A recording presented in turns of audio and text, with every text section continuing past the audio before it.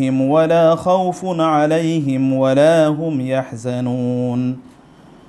قول معروف ومغفرة خير من صدقة يتبعها أذى والله غني حليم. يا أيها الذين آمنوا لا تبطلوا صدقاتكم بالمن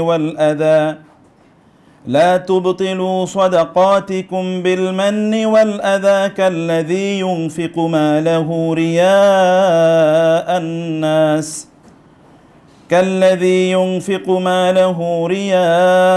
الناس ولا يؤمن بالله واليوم الآخر فمثله كمثل صفوان عليه تراب فأصابه وابل فتركه صلدا لا يقدرون على شيء مما كسبوا والله لا يهدي القوم الكافرين. ومثل الذين ينفقون أموالهم ابتغاء مرضات الله وتثبيتا من أنفسهم كمثل جنة بربوة أصابها وابل فآتت أكلها ضعفين فإن لم يصبها وابل فطل والله بما تعملون بصير. أيود أحدكم أن تكون له جنة من نخيل وأعناب تجري من تحتها الأنهار له فيها من كل الثمرات وأصابه الكبر وله ذرية ضعفاء فأصابها إعصار فيه نار فاحترقت كذلك يبين الله لكم الآيات لعلكم تتفكرون. يا أيها الذين آمنوا أنفقوا من طيبات ما كسبتم ومما أخرجنا لكم من الأرض ولا تيمموا الخبيث منه تنفقون ولستم بآخذيه إلا أن تغمضوا فيه واعلموا أن الله غني حميد. الشيطان يعدكم الفقر ويأمركم بالفحشاء والله يعدكم مغفرة منه وفضلا والله واسع عليم. يؤتي الحكمة من يشاء ومن يؤت الحكمة فقد أوتي خيرا كثيرا وما يذكر إلا أولو الألباب. وما أنفقتم من نفقة أو نذرتم من نذر فإن الله يعلمه وما للظالمين من أنصار. إن تبدوا الصدقات فنعما هي وإن تخفوها وتؤتوها الفقراء فهو خير لكم ويكفر عنكم من سيئاتكم والله بما تعملون خبير. ليس عليك هداهم ولكن الله يهدي من يشاء وما تنفقوا من خير فلأنفسكم وما تنفقون إلا ابتغاء وجه الله وما تنفقوا من خير يوفى إليكم وأنتم لا تظلمون. للفقراء الذين أحصروا في سبيل الله لا يستطيعون ضربا في الأرض يحسبهم الجاهل أغنياء من التعفف تعرفهم بسيماهم لا يسألون الناس إلحافا وما تنفقوا من خير فإن الله به عليم. الذين ينفقون أموالهم بالليل والنهار سرا وعلانية فلهم أجرهم عند ربهم ولا خوف عليهم ولا هم يحزنون. আল্লাহ তাআলা শুকর আদায় করছি যিনি আমাদেরকে অত্যন্ত গুরুত্বপূর্ণ এই সেশনে অংশগ্রহণ করার তৌফিক দান করেছেন, আলহামদুলিল্লাহ। এবং রাসূলুল্লাহ সাল্লাল্লাহু আলাইহি ওয়াসাল্লাম এর উপর দরুদ এবং সালাম বর্ষিত হোক। আল্লাহুম্মা সাল্লি ওয়া সাল্লিম আলা নাবিয়িকা মুহাম্মদ, আল্লাহুম্মা সাল্লি আলাইহি, আল্লাহুম্মা বারিক আলাইহি। কোরআনে এত লম্বা জায়গা জুড়ে একটি বিষয়ের অব্যাহত আলোচনা চলেছে, এটা কোরআনে খুব রেয়ার এক্সাম্পল। সূরাতুল বাকারাতে আল্লাহ সুবহানাহু ওয়া তাআলা ইনফাক এবং সাদাকার বিষয়টি 261তম আয়াত থেকে শুরু করে লম্বা জায়গা জুড়ে প্রায় 2টো রুকু বা তার চেয়ে বেশি জুড়ে সাদাকা, ইনফাক এর কথা আল্লাহ সুবহানাহু ওয়া তাআলা বলেছেন। Interestingly, what is the meaning of infarct? Infarct মানে কি? ইনফাক শব্দটি এসে নাফাক থেকে। আপনি যদি আরব দেশে যান তাহলে দেখবেন যে তারা পাহাড়গুলো কেটে সুড়ঙ্গ রাস্তা তৈরি করেছে। নাফাক মানে হচ্ছে সুড়ঙ্গ। যদি আরাফার বা ওই দিকে যান তাহলে দেখবেন বলা হয় নাফাক, ওই নাফাক দিয়ে গিয়েছে। এমনকি মক্কার আশপাশে বলা হয় নাফাক দিয়ে এসছে গাড়িগুলো। নাফাকুন মানে হচ্ছে সুড়ঙ্গ। আরবিতে সাধারণত নাফাকুন বলা হতো কোনো এক সময় গ্রাম অঞ্চলে আমরা যখন ছিলাম আমরা দেখেছি ধানের খেতে ইঁদুর বাসা বাঁধত। তো আমিও ছোটোবেলায় এরকম করেছি যে ইঁদুর ধরার জন্য পানি দিতাম, পানি দিচ্ছি কিন্তু ইঁদুর তো বের হয় না, ঘটনা কি? কিন্তু অনেক ঘুরে ফিরে দেখা গেলো আরেক দিক দিয়ে আরেকটা মুখ আছে, ওই দিক দিয়ে অলরেডি বের হয়ে চলে গেছে। এটাকে বলা হয় নাফাক। তার মানে এর মুখ আছে একটি না দুইটা মুখ আছে, এই মুখ দিয়ে সে ঢুকে ওই মুখ দিয়ে বের হয়ে যায়। এই কারণে মোনাফেকের মোনাফেক বলে, কারণ ওর মুখ কয়টা? দুটো। কারণ ও এই মুখ দিয়ে এক কথা বলে, ওই মুখ দিয়ে কি করে আরেক কথা বলে। নাফাক থেকে মোনাফিক এসছে, নেফাক এসছে। ঠিক এখান থেকে এসছে এনফাক। এনফাক মানে হচ্ছে একদল লোক তারা ডান হাতে ইনকাম করে, বাম হাতে খরচ করে। এই হাতে কি ইনকাম করেছে এই হাত জানে না, এই হাত কি খরচ করছে এই হাত জানে না। অথবা তাদের হাত একটা না, যে কেবল তারা আল্লাযী জামাআ মালাহু ওয়া আদ্দাদা ইয়াহসাবু আন্না মালাহু আখলাদা। ক্যাপিটালিজম তাদের মোটো অফ লাইফ না। তারা ইনকাম করে এরপরে এটাকে ব্যাংকে জমা করে রাখে, এই হাত তারা খরচ ব্যবহারই করে না। মোমেনদের অবস্থা এরকম না। মোমেনদের মানে ইমানদারদের, যেটি আল্লাহ তাআলা বলেছেন হুদাল্লিল মুত্তাকিন আল্লাযীনা ইউনফিকুন এবং ওয়া মিম্মা রাযাকনাহুম ইউনফিকুন। মোমেনদের চরিত্র হচ্ছে তাদের মধ্যে একটা নাফাক আছে। নাফাক মানে হচ্ছে কেবলমাত্র তারা এটাকে প্রেজার্ভ অথবা তারা এটাকে ডিপোজিট বা এটাকে তারা জমা করে রাখে না, বরং তারা অন্য একটা জায়গায় একটা এক্সিট পয়েন্ট রেখেছে, যেই জায়গা দিয়ে তাদের সম্পদগুলো তারা ব্যয় করে। সেই শব্দটি আল্লাহ সুবহানাহু ওয়া তাআলা উল্লেখ করেছেন, বা সেই জায়গা থেকে এই শব্দটি নিয়েছেন আল্লাহ তাআলা নাফাক থেকে, মোমেনের সত্যিকার একটা ক্যারেক্টার বা তার চরিত্রকে বিশ্লেষণ করার জন্য। এবং আমার সবচেয়ে প্রিয় অনেকগুলো উদাহরণ এখানে আল্লাহ সুবহানাহু ওয়া তাআলা তুলে ধরেছেন। কোরআনের অনেক উদাহরণ আছে। আপনি যখন কোরআন পড়তে যাবেন তখন কোরআনে যে প্যারাবলস, এক্সাম্পলস যেগুলো দেয়া হয়েছে এগুলোর সামনে গিয়ে একটু থামবেন। কেন আল্লাহ তাআলা এখানে উদাহরণ দিয়েছেন? মানে উদাহরণ যেমন সূরা বাকারা শুরুতে আল্লাহ তাআলা বলেছেন মাসালুহুম কামাসালিল লাযিস তাওকাদা নারা ফালাম্মা আদাআত মা হাওলাহু অথবা আও কাসাইয়্যিবিন মিনাস সামাই ফীহি যুলুমাতিন ওয়া রা'দুন ওয়া বারক অথবা ইন্নাল্লাহা লা ইয়াস্তাহি আন ইয়াদরিবা মাসালান মা বাউদাতান ফামা ফাওকাহা। এই যে এক্সাম্পলগুলো যখন দিয়েছেন তখন আপনাদের বা আমাদের দায়িত্ব হচ্ছে এক্সাম্পলের দিকে তাকানো, একটু থামা, সেখানে pause a little bit and think over the examples given by Allah তাআলা or the parable said by Allah কেন এখানে উদাহরণগুলো দিয়েছেন, এখানে থামা দরকার, ভাবা দরকার, চিন্তা করা দরকার। এমনিতে আল্লাহ তাআলা উদাহরণ দেন নাই।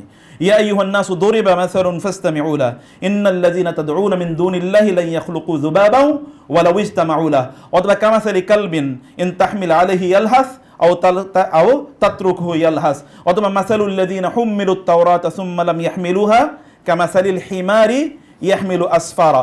অথবা এই আল্লাহ তাআলা বলেছেন অথবা তাদের আওয়াজটা হচ্ছে কাদের মতো কাসাউতিল হামির অথবা ইন্না আনকারাল আসওয়াতি লাসাউতুল হামির, তাদের আওয়াজটা হচ্ছে গাধার আওয়াজের মতো। কেন আল্লাহ তাআলা এই জাতীয় উদাহরণ বলেছেন? অথবা ইন্না আওহানাল বুয়ুতি লাবাইতুল আনকাবুতি লাউ কানু ইয়ালামুন, যদি তারা জানতো কাফের বা মুশরিকদের তাদের যে ষড়যন্ত্র বা চক্রান্ত হচ্ছে এটা মাকড়সার বাসার মতো। তাহলে কেন আল্লাহ তাআলা এই উদাহরণগুলো দিয়েছেন? এখানে একটু থামা দরকার এবং চিন্তা করা দরকার। এই কারণে আলী রাদিয়াল্লাহু তাআলা আনহু বলতেন, আল্লাহ সুবহানাহু ওয়া তাআলা বলেছেন ওয়াতিলকাল আমসালু নাদরিবুহা লিন-নাসি লাআল্লাহুম ইয়াকিলুন ইয়াতাযাক্কারুন ইয়াতাফাক্কারুন। কেন আল্লাহ তাআলা বলেছেন এগুলো? অথবা এখানে আমি উদাহরণ দিয়েছি লিল আলামিন, আল্লাহ বলেছেন যে আমি উদাহরণগুলো পেশ করেছি আলেমদের জন্য, জ্ঞানীদের জন্য, এবং তিনি বলেছেন যদি আমরা কোরআন উদাহরণ না বুঝতে পারি তাহলে আল্লাহর দৃষ্টিতে আমরা হলাম জাহেল। আল্লাহ তাআলা বলেছেন আলেমদের জন্য উদাহরণ দেওয়া হয়েছে, তার মানে যারা নন আলেম, যারা আলেম না, বা তাদের মধ্যে যাদের মধ্যে আলেম নাই, তারা হচ্ছে সত্যিকার অর্থে এই উদাহরণগুলো তারা বুঝে না। এ কারণে সালফে সালেহিন তারা উদাহরণগুলোর প্রতি তাদের দৃষ্টি ছিল এরকম, কারণ আল্লাহ তাআলার দৃষ্টিতে যারা উদাহরণ বোঝেনি, the examples given by Allah, যারা বুঝে নাই অ্যাজ পার দি আপনার depiction of the holy Quran, this people are ignorants. তো আমরা তো ইগনোরেন্ট হতে চাই না বা পারি না, সে কারণে আমাদেরকে উদাহরণগুলো বোঝা দরকার। যেমন আপনি প্রথমের দিকে যদি আপনি আসেন, প্রথমে এখানে আল্লাহ সুবহানাহু ওয়া তাআলা তিনি যে সকল ব্যক্তিরা আল্লাহ সুবহানাহু ওয়া তাআলার রাস্তায় দান করে, দানের উদাহরণ দিতে গিয়ে আল্লাহ তাআলা বলেছেন কামাসালি হাব্বাতিন আমবাতাস সাবআ সানাবিলা ফি কুল্লি সুমবুলাতিন মিআতু হাব্বা। একটি বীজ, যে বীজ যদি আপনি বপন করেন তাহলে বীজ থেকে 60টি শীষ হয়, প্রত্যেকটা শীষে 10টি করে 100টি করে বীজ থাকে, মানে 700 বীজের কথা বলেছেন। শুধু আল্লাহ সেখানে থামেন নাই, তিনি আবার বলেছেন আল্লাহু ইউদাইফু লিমান ইয়াশা। একদল লোকের জন্য আল্লাহ সুবহানাহু ওয়া তাআলা আরো অনেক বেশি বাড়িয়ে দেন। আবার আল্লাহ তাআলা বলেছেন ওই সকল ব্যক্তিদের মতো, যেই সকল ব্যক্তিরা, সেখানে আল্লাহ সুবহানাহু ওয়া তাআলা বললেন একটি মানে উদাহরণ দিতে গিয়ে তিনি বলেছেন ফামাসালুহু কামাসালি সফওয়ানিন আলাইহি তুরাবুন ফাআসাবাহু ওয়াবিলুন ফাতারাকাহু। আল্লাহ সুবহানাহু ওয়া তাআলা বললেন যে এক ব্যক্তি, যে সকল ব্যক্তিরা দান করে যারা, তাদের উদাহরণ দিতে গিয়ে একদিকে পজিটিভ একটা উদাহরণ দিলেন যে একটি বীজ যেটি 700 বীজ প্রদান করে, অথবা এইটা আল্লাহু ইউদাইফু লিমান ইয়াশা। আল্লাহ সুবহানাহু ওয়া তাআলা doesn't set any limit for some people. কিছু কিছু লোক তারা এতটা dignified in the sight of Allah যে আল্লাহ তাআলা তাদের জন্য কোনো মানে বাউন্ডারি আল্লাহ তাআলা নির্ধারণ করতে চান নাই, এটা বিয়ন্ড বাউন্ডারি আল্লাহ তাআলা তাদের জন্য মাল্টিপ্লাই করে দেন। আবার আরেক দল লোক তারা স্পেন্ড করছে, চ্যারিটি তারা করছে, তাদের জন্য আল্লাহ সুবহানাহু ওয়া তাআলা বললেন যে এদের অবস্থা হচ্ছে কামাসালি সফওয়ানিন আলাইহি তুরাবুন, মানে একটি মসৃণ পাথর, এই পাথরটি কোথাও পড়ে আছে, পাথরের উপর বিভিন্ন ধুলাবালি গিয়ে এখানে জমেছে, ধুলাবালির কারণে এখানে একটু মাটির মতো হালকা একটা আবরণ তৈরি হয়েছে, আবরণের কারণে এখানে ছোট ছোট গাছগাছালি জন্মায়। আপনারা দেখবেন যে বিভিন্ন জায়গায় যদি পাথর পড়ে থাকে অনেক দিন পর্যন্ত পাথরটা কেউ ধরে না, দেখুন ওখানে একটু বালির আবরণ তৈরি হওয়ার পর ওখানে ছোট ছোট এক ধরনের মানে গাছ অঙ্কুরিত, একেবারে চিকন ছোট, এই গাছগুলো এখানে থাকে না, এটা বড় কোনো গাছে কোনোদিনই পরিণত হয় না, অনেক বড় হয় না, ছোট বড় হয় না, মানে অতটুকু একেবারে সামান্য আকারে এগুলো থাকে। আর যদি মুষলধারে বৃষ্টি হয় তাহলে ওই বালির যে আবরণ, ওইখানে আস্তর তৈরি হয়েছে, বালির আস্তরগুলো চলে যায় এবং ওই গাছগাছালির কোনো অস্তিত্ব থাকে না। ফলে একদল লোক আছে তারা হয়তো বা দান সাদাকা করে, কিন্তু এই দান সাদাকা কোনো অবস্থায় লাস্টিংও করে না, এদের কোনো বেনিফিটও আনে না, বা এদের কোনো কল্যাণও স্থাপন করে না, সাধন করে না। এই একদল লোকের কথা 2 নম্বর এক্সাম্পল আল্লাহ তাআলা এখানে দিয়েছেন। এবং 3 নম্বর আরেকটা ভয়াবহ এক্সাম্পল আল্লাহ সুবহানাহু ওয়া তাআলা দিয়েছেন আরেক দল লোক যারা তাদের সম্পদ, একটা হচ্ছে দান করে, এদের দুটো পজিটিভ এন্ড নেগেটিভ, আর হচ্ছে আরেক দল লোক তার দান সাদাকা করে না। তাদের এক্সাম্পল কি আল্লাহ সুবহানাহু ওয়া তাআলা দিলেন? তিনি দিলেন যে এইরকম একজন ব্যক্তি যার বিশাল একটা বাগান আছে এবং জান্নাতিন মিন তাজরি মিন তাহতিহাল আনহার, যেখানে জান্নাত মিন নাখিল ওয়া আনাবিন, সেখানে আরবের সবচেয়ে বিখ্যাত 2 ধরনের গাছ আছে। একটা হলো খেজুর গাছ। খেজুর গাছ তো আরবের একমাত্র গাছ, যেই গাছ তাদের সকল প্রয়োজন মেটায়, তাদের খাদ্যের প্রয়োজন মেটায়, তাদের পানীয়র প্রয়োজন মেটায়, এবং তাদের বাড়িঘর নির্মাণের জন্য যা প্রয়োজন তাও মেটায়, এমনকি তাদের জ্বালানি যা দরকার এই জ্বালানিও খেজুর গাছ থেকে আসে। অতএব খেজুর গাছ এবং আঙ্গুর হচ্ছে আরবের সবচেয়ে লাক্সারিয়াস ফুড, মানে এর চেয়ে উন্নত আর কোনো ফুড হতে পারে না। অতএব আঙ্গুর, এই দুটো আঙ্গুর এবং খেজুর সমৃদ্ধ, একদিকে লাক্সারিয়াস এবং তাদের স্ট্যাপল ফুড, অথবা তাদের সকল প্রয়োজন মেটানোর জন্য আরেকটা এলিমেন্ট, এই দুটো সংক্রান্ত সমৃদ্ধ একটা বাগান, এই বাগান একজন ব্যক্তির আছে। তার মানে আধুনিক যুগে যদি আপনি বলেন তিনি ইন্ডাস্ট্রির মালিক, তিনি আবার ধরুন অনেক বিশাল একটা প্যালেসের মালিক, আবার সবচেয়ে দামি গাড়িও তিনি রাস্তায় হাঁকান, everything is there with him, তার সব কিছু আছে, কিন্তু তিনি বৃদ্ধ হয়ে গিয়েছেন, তার বাগান আছে, তিনি হয়ে গিয়েছেন বৃদ্ধ, তার বাচ্চাগুলো সবই ছোট। হঠাৎ করে কি হলো, একটা আগুন লেগে গেল, অথবা ধরেন দুবাইয়ের মতো এখানে বিশাল ফ্লাড হয়ে গেল, এখন ধরেন 3-4-5 কোটি টাকার গাড়ি হয়তো বা রাস্তায় পড়ে আছে, কেউ সেই দিকে তাকায়ও না। ওয়াইদাল আইশার উত্তিলাত, যখন এমন একটা সময় আসবে যখন 10 মাসই আপনার উষ্টিগুলোর দিকে কেউ তাকাবে না। আরবদের দেশে এমন একটা সময় ছিল যে 10 মাস যেই উষ্টিটাই তার পেটে বাচ্চা ধারণ করে আছে 10 মাস, তার মানে এখন সে বাচ্চাটা দেবে, বাচ্চাটা দেওয়া মানে হচ্ছে উষ্টিটি আরেকটা কি এখন দুধ দেবে, এর বাচ্চা হওয়ার কারণে এর দাম বাড়বে, এই বাচ্চাটি কয়েকদিন পরে বড় হবে, এটা আবার প্রপার্টি অনেক বেশি সম্পদে পরিণত হবে। 10 মাসি উটগুলো হচ্ছে আরবদের কাছে সবচেয়ে প্রিয় সম্পদ, এর চেয়ে উত্তম কোনো সম্পদই হতে পারে না। সেই সম্পদ তারা কি ফেলে তখন তারা দৌড়াতে থাকবে কোনো একটা সময়, যখন ইজা শামসু কুবিরাত ওয়াইদান নুজুমুন কাদারাত ওয়াইদাল ইশার উত্তিলা, তার একটা অবস্থা আমরা দেখতে পাই যে এখন স্বর্ণের দাম কমে যাচ্ছে, কারণ half of the gold in the world এটা সেখানে অলরেডি কি বিধ্বস্ত অবস্থায় আছে, বিক্রি হচ্ছে না। আবার গাড়িগুলো অথবা তাদের শপিং মল, দুবাই মল এবং মল অফ এমিরেটস, এগুলো সব কিছু অ্যাবান্ডেন্ট অবস্থায় পড়ে আছে, কেউ সেখানে যাচ্ছে না। এইরকম একটা পরিস্থিতি যখন হবে, ওই ব্যক্তির তার ওই কেয়ামত আসার আগে তার জীবনে এরকম একটা কেয়ামত এসছে যে ওইখানে হঠাৎ করে কি আসলো, আগুন আসলো, আগুন এসে ফিহি নাহারুন ফাহাতারাক, একটা ঘূর্ণিঝড় আসলো, ঘূর্ণিঝড়ের মধ্যে আগুন ছিল, তার পুরো বাগান পুড়ে ছাই হয়ে গেছে। এখন তার কি একটা হচ্ছে সে বৃদ্ধ, নতুন করে ব্যবসা শুরু করবে এরকম কোনো অবস্থা নাই। আবার 2 নম্বরে তার বাচ্চাগুলো ছোট, এগুলোকে সাপোর্ট করার মতো কোনো কি প্রপার্টি তার আর নাই। এরপরে সে মারা যাচ্ছে এখন, কারণ বৃদ্ধ তো কয়েকদিন পরে মারা যাবে, এবং সে কোনো সম্বলও নিয়ে যেতে পারছে না। একদল লোক তাদের হিউজ প্রপার্টি আছে, কিন্তু হিউজ প্রপার্টি না তাদের এই দুনিয়াতে কোনো কাজে লাগলো, না তাদের আখেরাতে কোনো কাজে লাগছে, না তাদের পরবর্তী পোস্টারিটি বা প্রজেনি, তাদের যে পরবর্তী প্রজন্ম বংশধর, এদের কোনো কাজে লাগছে, কারো কোনো কাজেই লাগে নাই। এই এক্সাম্পল আল্লাহ সুবহানাহু ওয়া তাআলা 3টি এক্সাম্পল আজকের যে আয়াতগুলো আমি বললাম, এই আয়াতগুলোতে আল্লাহ সুবহানাহু ওয়া তাআলা এই কথা বলেন। এবং এখানে আমার খুবই প্রিয় আরেকটি আয়াত আছে, সে আয়াতটি হলো ইউতিল হিকমাতা মান ইয়াশা ওয়া মান ইউতাল হিকমাতা ফাকাদ উতিয়া খায়রান কাসীরা। মানে একদল ব্যক্তিকে আল্লাহ সুবহানাহু ওয়া তাআলা প্রজ্ঞা প্রদান করেন। আয়াতগুলো কিন্তু আপনাদেরকে দেখতে হবে যে আয়াতগুলো হচ্ছে দান সাদাকা নিয়ে। হঠাৎ করে এখানে প্রজ্ঞার আলোচনা কেন আসলো? তার মানে সম্পদের ম্যানেজমেন্ট এটা একটা প্রজ্ঞার ইস্যু। সম্পদের ম্যানেজমেন্ট যদি প্রজ্ঞার উপর ভিত্তি করে মানুষরা না করতে পারে, তাইলে এটা তাদের জন্য কোনোদিনই কল্যাণ বয়ে নিয়ে আসবে না, নিদার ইন দিস ওয়ার্ল্ড নর ইন দ্য হিয়ার আফটার, এই দুনিয়াতেও না এবং আখেরাতেও না। ফলে financial management অথবা management of your property, it is to be done as per the instructions and the guidances given by the Quran and the Sunnah. কোরআন সুন্নাহ অনুসারে আমাদেরকে আমাদের সেই কাজগুলো করতে হয়। চ্যালেঞ্জ হচ্ছে আমাদের কাছে কোথায়? চ্যালেঞ্জ হচ্ছে মূলত শয়তান। আশ-শাইতানু ইয়াইদুকুমুল ফাকরা ওয়া ইয়া'মুরুকুম বিল ফাহশা। শয়তান তোমাদেরকে দারিদ্র্যের ভয় দেখায় এবং শয়তান তোমাদেরকে আবার ফাহিশা কাজে উদ্বুদ্ধ করে। তাহলে দুটোর এখানে মানে এই দুটোর মধ্যে আসল রিলেশনটা, কোরিলেশনটা কি? কোরিলেশনটা হলো এইটা, আমি একটু মানে একটা ওভারভিউ দিচ্ছি, এরপরে আমি প্রত্যেকটা আয়াত ধরে কিছু কথাবার্তা বলবো। ওভারভিউটা হচ্ছে আল্লাহ সুবহানাহু ওয়া তাআলা বললেন যে শয়তান তোমাদেরকে দারিদ্র্যের ভয় দেখায়। তার মানে একদল লোক কেবল ইনকাম করবে এবং এটাকে তারা জমা করে রাখবে, কিন্তু তারা এই টাকাগুলো তারা কল্যাণে, চ্যারিটিতে, ভালো কাজে তারা ব্যয় করবে না। কিন্তু এর বিপরীতে এগুলো তারা খারাপ কাজে ব্যয় করবে। ওয়া'মুরুকুম বিল ফাহশা। এবং এই গোটা পৃথিবীতে যদি যত অশ্লীল কাজ আছে, সকল অশ্লীল কাজের সাপোর্টার কারা বলেন তো? আমার মতো এবং আপনার মতো মানুষ না, কারণ আমাদের তো টাকা নেই। তাহলে সাপোর্ট করছে কারা? বিগ যদি আপনি শোগুলো দেখেন, সেটা টেলিভিশন বা সেটা সিনেমা হোক অথবা সেটা নাটক হোক। এবং আমি কয়েকদিন আগে পড়ছিলাম যে বাংলাদেশের একজন চিত্র নায়ক, তিনি বলছিলেন যে বাংলাদেশ সরকার প্রত্যেকটা সিনেমা তৈরি করার জন্য 60 থেকে 70 লাখ টাকা দেয়। এবং সে বলতেছিল সরকার প্রত্যেকটা সিনেমা তৈরি করার জন্য এটা দেয় আর কি, এমনি সরকারের পক্ষ থেকে সাপোর্ট। তিনি বলছেন এই টাকা দিয়ে সিনেমা হয় না, হয় সরকার কি করবে, টাকা বাড়াবে, অথবা এটা বন্ধ করে দেয় আমরা বাণিজ্যিক ভিত্তিতে। আমি এই তত্ত্ব গত 2-3 আগে আমি জীবনে প্রথম শুনলাম, যদিও আমি ইন্ডাস্ট্রির সাথে জড়িত, কিন্তু আমি জানি না যে সিনেমা বানাবে এরা, সরকার সেখানে সাপোর্ট দেখো না, আমি এটা বুঝতে পারিনি। কিন্তু আমি বুঝলাম ওই যে শয়তান তো আছে, আর শয়তান ইয়াইদুকুমুল ফাকরা ওয়া ইয়া'মুরুকুম বিল ফাহশা। একদল লোক তাদের ফাইন্যান্সিয়াল ম্যানেজমেন্ট এরকম হবে যে অশ্লীল কাজে তাদের টাকাটা তারা ব্যয় করবে, হয় সিনেমা বানানোর জন্য, অথবা ধরেন এই যে কুইন, অথবা যদি আমরা বলি এই যে শো কি বলে না, সুন্দরী প্রতিযোগিতা, এই প্রতিযোগিতা সাপোর্ট কারা দেয়? অনেক বড় ধরনের যে গেমসের বিশাল অলিম্পিক সহ অন্যান্য সকল সারা পৃথিবীর বড় যে গেমস করে, সেটা ফুটবল হোক অথবা ধরেন ওয়ার্ল্ড কাপ, যে কোনো কাপের, এগুলোতে কারা এখানে আপনার ইনভেস্টমেন্ট করে? যাদের প্রচুর পরিমাণ পয়সা আছে। তো এগুলোর সাথে কি আছে? অশ্লীলতা জড়িত আছে, এগুলোর সাথে আছে অন্যায় অবিচার জড়িত আছে, এগুলোতে তারা তাদের টাকা পয়সা তারা খরচ করবে। কিন্তু ওই যে চ্যারিটি, যেটা কল্যাণের কাজ, সেই কাজে তারা তাদের সম্পদ খরচ করবে না।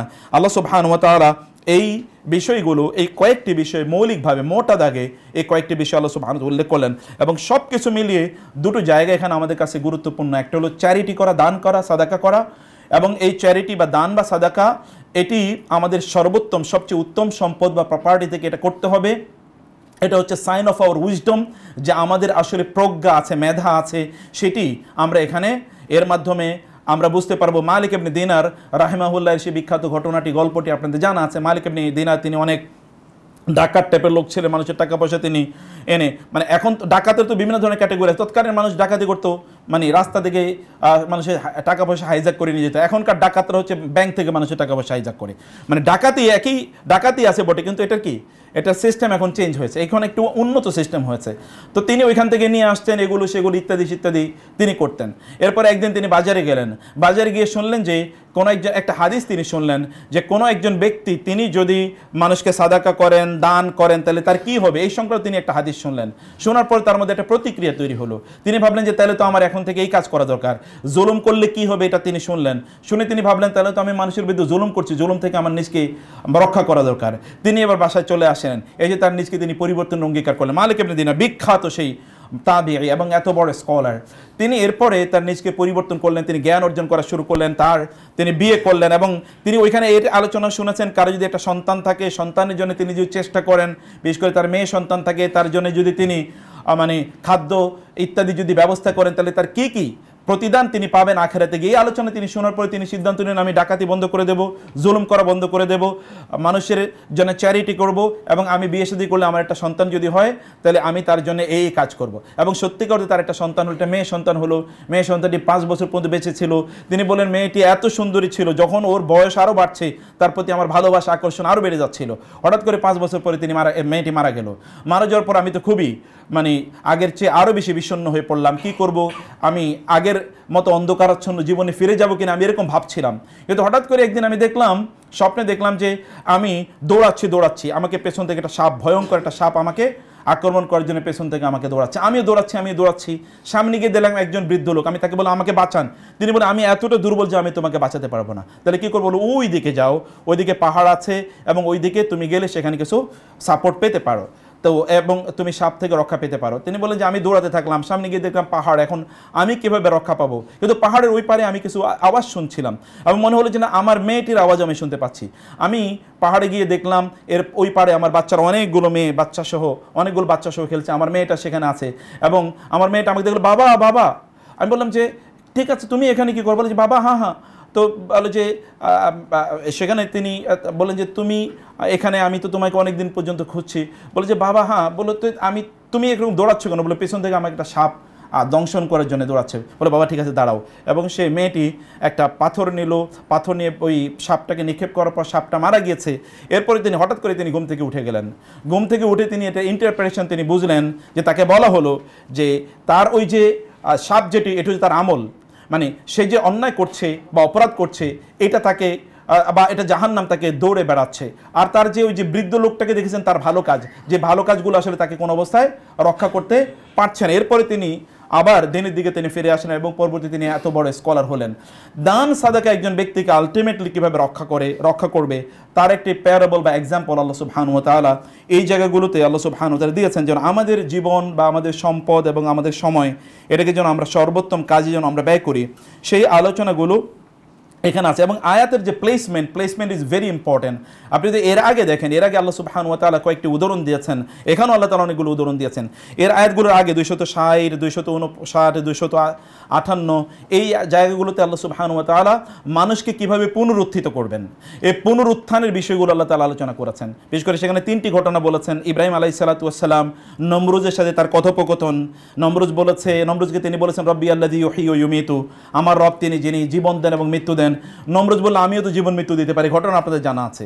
2 নম্বরে আল্লাহ সুবহানাহু ওয়া তাআলা বললেন আওয়াকাল্লাযী মাররা আলা ক্বরিয়াতিন ওয়া হিয়া খাওয়িয়াতুন আলা উরুশিহা, যে একজন নবীর কথা, তার নাম ওযায়ের আলাইহিস সালাম।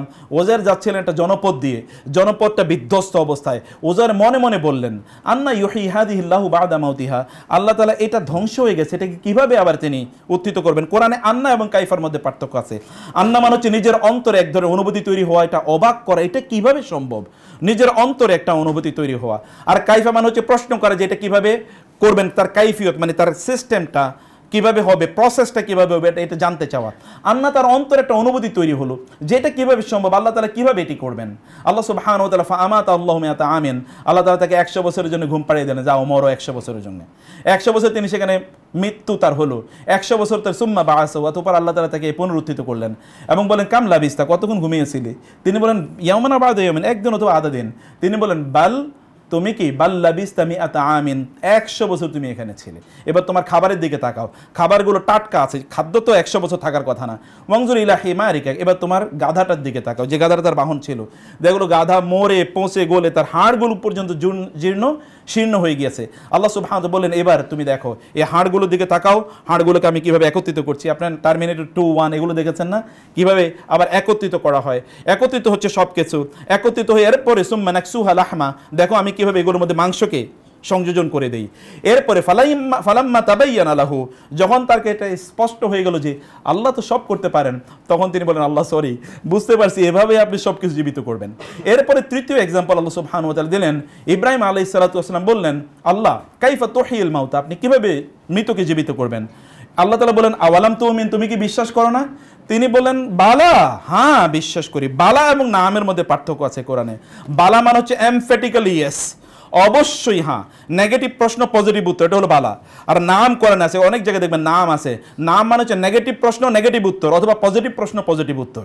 মানে তুমি কি খেয়েছো, হ্যাঁ খেয়েছি। তুমি খাও নাই, না খাই নাই, এটা হলো কি নাম। আর তুমি কি খাও নাই, হ্যাঁ খেয়েছি, এটা হলো বালা। কলা বালা, তুমি হ্যাঁ বিশ্বাস করি তো, তাইলে কি বলে ওয়ালাকিন লিয়াতমাইন্না কলবি, আমার অন্তরে যেন ঈমানটা আরো বাড়ে।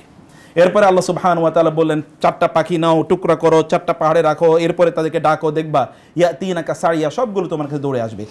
এই যে আলোচনা পুনরুত্থানের সাথে হঠাৎ করে আল্লাহ সুবহানাহু ওয়া তাআলা কেন তিনি আবার ইনফাকের আলোচনা করলেন। ইনফাকের সাথে পুনরুত্থানের ইস্যুটা কি। আমরা মানুষ সম্পদ পেলে কখনো কখনো আমরা সত্যিকার অর্থে মনের দিক থেকে আমরা আসলে মৃত হয়ে যাই। ফিজিক্যালি হয়তো আমরা জীবিত থাকি, কিন্তু আমাদের অন্তর বা আমাদের ফিজিক্যাল এক্সিস্টেন্স, এরপরে আমাদের স্পিরিচুয়াল এক্সিস্টেন্স এটা ডেড হয়ে যায়। স্পিরিচুয়াল এক্সিস্টেন্সটাকে যদি আপনি সত্যিকার অর্থে জীবনের মধ্যে নিয়ে আসতে চান, অথবা পরকালে যদি আপনার লাইফটা এটা ডেডের মতো, মৃত ব্যক্তির মতো যেন না হয়, সেটা সত্যিকার অর্থে যেন একটা লাইফ হয়, এই কারণে আপনাকে অবশ্যই দান এবং সাদাকা করতে হয়। এবং দেখেন কি একটা অসাধারণ এক্সাম্পল আল্লাহ সুবহানাহু ওয়া তাআলা দিয়েছেন একেবারে শুরুতেই। আল্লাহ সুবহানাহু ওয়া তাআলা দিলেন, বলেন যে সকল ব্যক্তিরা মাসালুল্লাযিনা ইউনফিকুনা আমওয়ালাহুম ফি সাবিলিল্লাহ, যে সকল ব্যক্তিরা আল্লাহর রাস্তায় দান করে, তাদের উদাহরণ হলো কামাসালি হাব্বাতিন, এটা একটা বীজের মতো। এবং ইন্টারেস্টিংলি এটা কিন্তু বলেন নাই কামাসালু রাজুলিন ইউমবিতু হাব্বাতান, ওই ব্যক্তির মতো যেই ব্যক্তি একটা বীজ বপন করেন, কোনো ব্যক্তি নেই এখানে। মনে হচ্ছে যে না এটা মানে নিজস্ব, এটার ইন্টারনাল এক ধরনের স্ট্রেংথ আছে যে এটা নিজে নিজে বড় হয়ে ওঠে বা বেড়ে ওঠে। একটা বীজের মতো যেই বীজটি মানে এর মধ্যে 7টি কি থাকে, শীষ থাকে, এক একটা শীষের মধ্যে 100 করে দানা থাকে। তার মানে একটা বীজ থেকে উৎপাদিত হয় কতটুকু, 700টা বীজ উৎপাদিত। এখানে কোনো ব্যক্তির নাম আল্লাহ তাআলা বলেন নাই, আগে বলেছেন মাসালুল্লাযিনা ইউনফিকুনা, যারা দান করে, তারা দান করে, তাদের সাথে ব্যক্তির উদাহরণ হবে, তাদের সাথে বীজের উদাহরণ কেন হলো। মানে এটা আল্লাহ সুবহানাহু ওয়া তাআলা এমন করেন যেটা স্বয়ংক্রিয়ভাবে অটো মেকানিজমে এটা এরকম বাড়তে থাকে। এই মেকানিজম হয় এটা আল্লাহ সুবহানাহু ওয়া তাআলা সেলফ সাস্টেইনেবল করে দেন, অথবা সেলফ বা অটোমেটেড এটার তৈরি করে দেন আল্লাহ তাআলা, অথবা আল্লাহ সুবহানাহু ওয়া তাআলা নিজে এটাকে তিনি এটার মানে এটার যে প্রবৃদ্ধির জন্য আল্লাহ সুবহানাহু ওয়া তাআলা নিজে দায়িত্ব গ্রহণ করেন। এই প্রবৃদ্ধির নিজে দায়িত্ব গ্রহণের অসংখ্য এক্সাম্পল আপনার কোরআন এবং হাদিসে পাবেন, যেখানে রাসূলুল্লাহ সাল্লাল্লাহু আলাইহি ওয়াসাল্লাম বলেছেন যখন কেউ দান সাদাকা করে, আল্লাহ সুবহানাহু ওয়া তাআলা ওই ব্যক্তির দানটাকে দান হাতে নেন এবং এটাকে আল্লাহ সুবহানাহু ওয়া তাআলা লালন পালন প্রতিপালন করতে থাকেন। যেমনিভাবে তোমরা তোমাদের ঘোড়ার বা উটের বাচ্চাকে, যেমন ছোটবেলা দেখেছি যদি গরুর বাচ্চা হয় গাভীর, তাহলে আমরা কিন্তু ওটাকে খুব ভালো করে যত্ন করে রাখি, নিজেরা দুধ দহন না করে কখনো কখনো বাচ্চাকে দিই তুমি খাও, কমপক্ষে বাচ্চাটা বেঁচে থাকো, কারণ ওটা একটা প্রপার্টি। আল্লাহ সুবহানাহু ওয়া তাআলা বললেন যে তোমরা যেমনিভাবে তোমাদের উট, গরু অথবা তোমাদের ঘোড়ার বাচ্চাটাকে তোমরা প্রতিপালন করো, আল্লাহ তাআলা এটাকে প্রতিপালন করেন until it becomes like a mountain, যতক্ষণ একটা বিশাল পাহাড়ের মতো হয়ে যায় ততক্ষণ পর্যন্ত আল্লাহ তাআলা এটাকে আল্লাহ সুবহানাহু ওয়া তাআলা এটাকে লালন বা পালন করতে থাকেন। এই যে লালন পালন করার বিষয়ে এটাকে 700 গুণ বাড়িয়ে দেয়া, এই বাড়িয়ে দেওয়ার ইস্যুটা আসলে থাকার সাথে সম্পৃক্ত।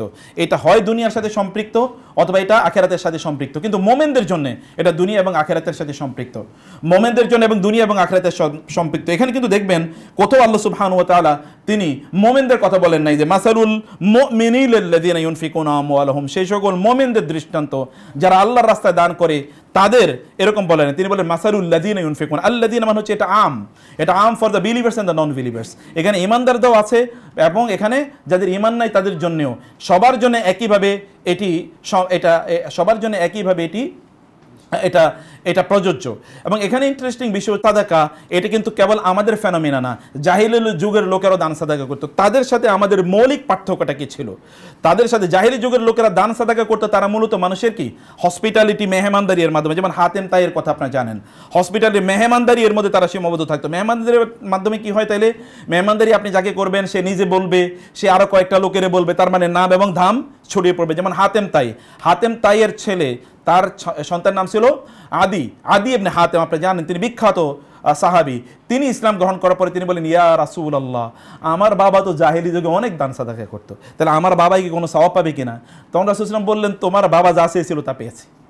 কি পেয়েছে বলেন তো? এখন আমরা হাতেম তাই নাম জানি। কি কারণে আমরা নাম জানি? ওই যে দান সাদাকা করেছেন। ফলে একদল লোক তারা যখন দান সাদাকা করবে দুনিয়াতে, এই দুনিয়ায় দান সাদাকা করার কারণে আল্লাহ সুবহানাহু ওয়া তাআলা, তারা ঈমান না আনলেও আল্লাহ তাআলা তাদেরকে বেনিফিট থেকে কোনোদিন বঞ্চিত করবে না, বিকজ ইট ইজ আম ফর এভরিওয়ান।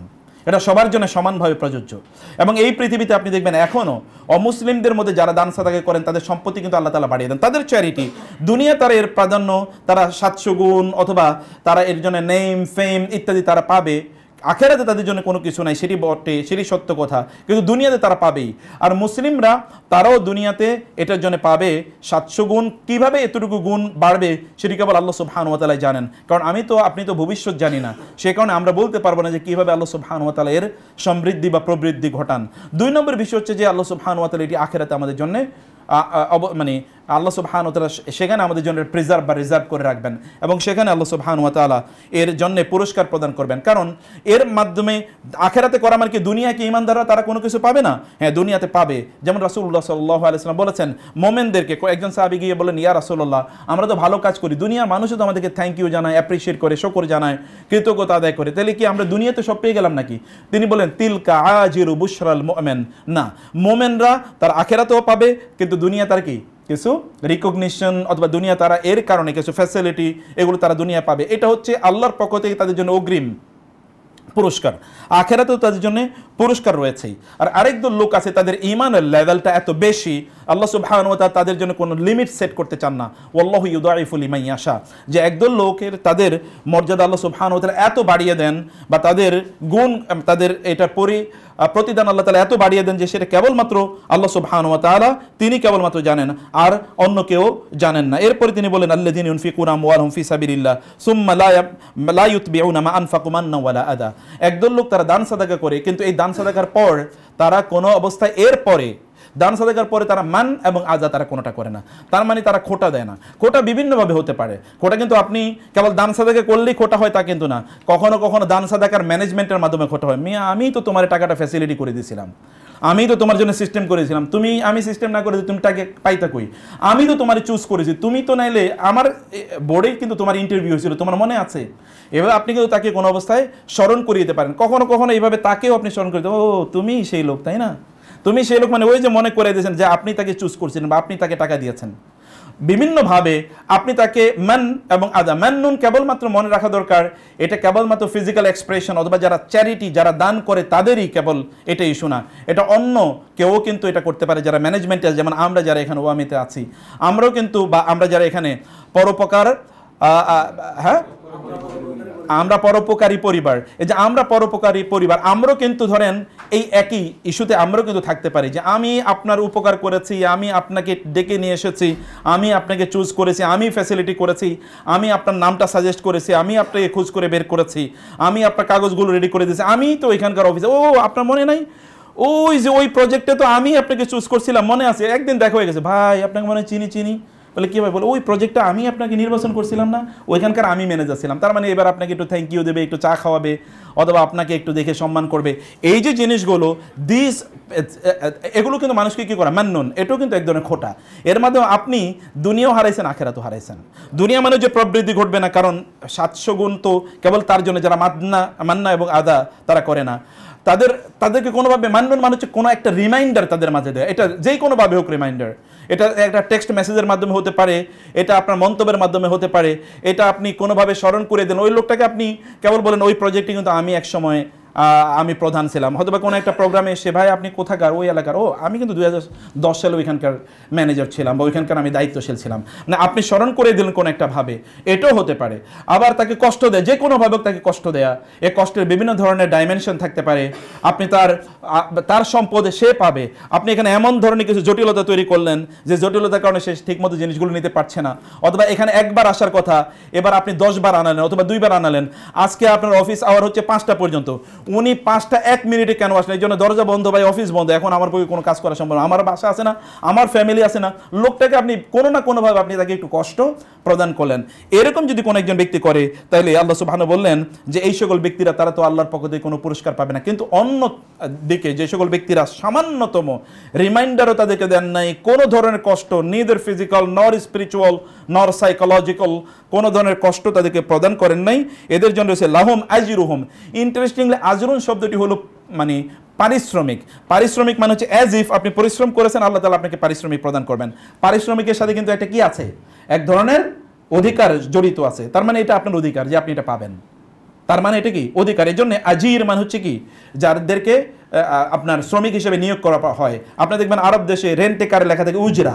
উজরা মানে হচ্ছে এটা কি, আপনি এটা তাকে আপনি মানে রেন্ট নেবেন আপনি, মানে। এবং আল মুস্তাজির ইন্না খায়রা মান ইস্তাজারাতাল কওয়িয়ুল আমিন।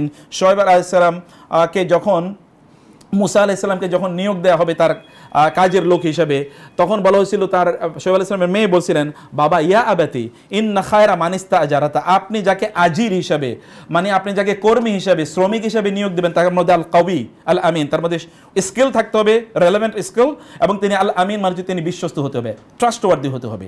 এই দুটো জিনিস তার মধ্যে থাকা লাগবে। ফলে উজরা আল্লাহ তাআলা বলছেন লাহুম আজরুহুম ইনদা রাব্বিহিম, তাদের প্রতিদান তাদের রবের কাছে রয়েছে। আল্লাহ তাআলা বলতে পারতেন যে আল্লাহ তাআলা তাদেরকে পুরস্কার দেবেন, এটা বলতে পারতেন, কিন্তু তাদের রবের কাছে তাদের প্রতিদান রয়েছে। তার মানে যে প্রধানমন্ত্রীর কাছে আপনার পুরস্কারটা আছে, ওইখান থেকে যায় নিয়ে আসেন।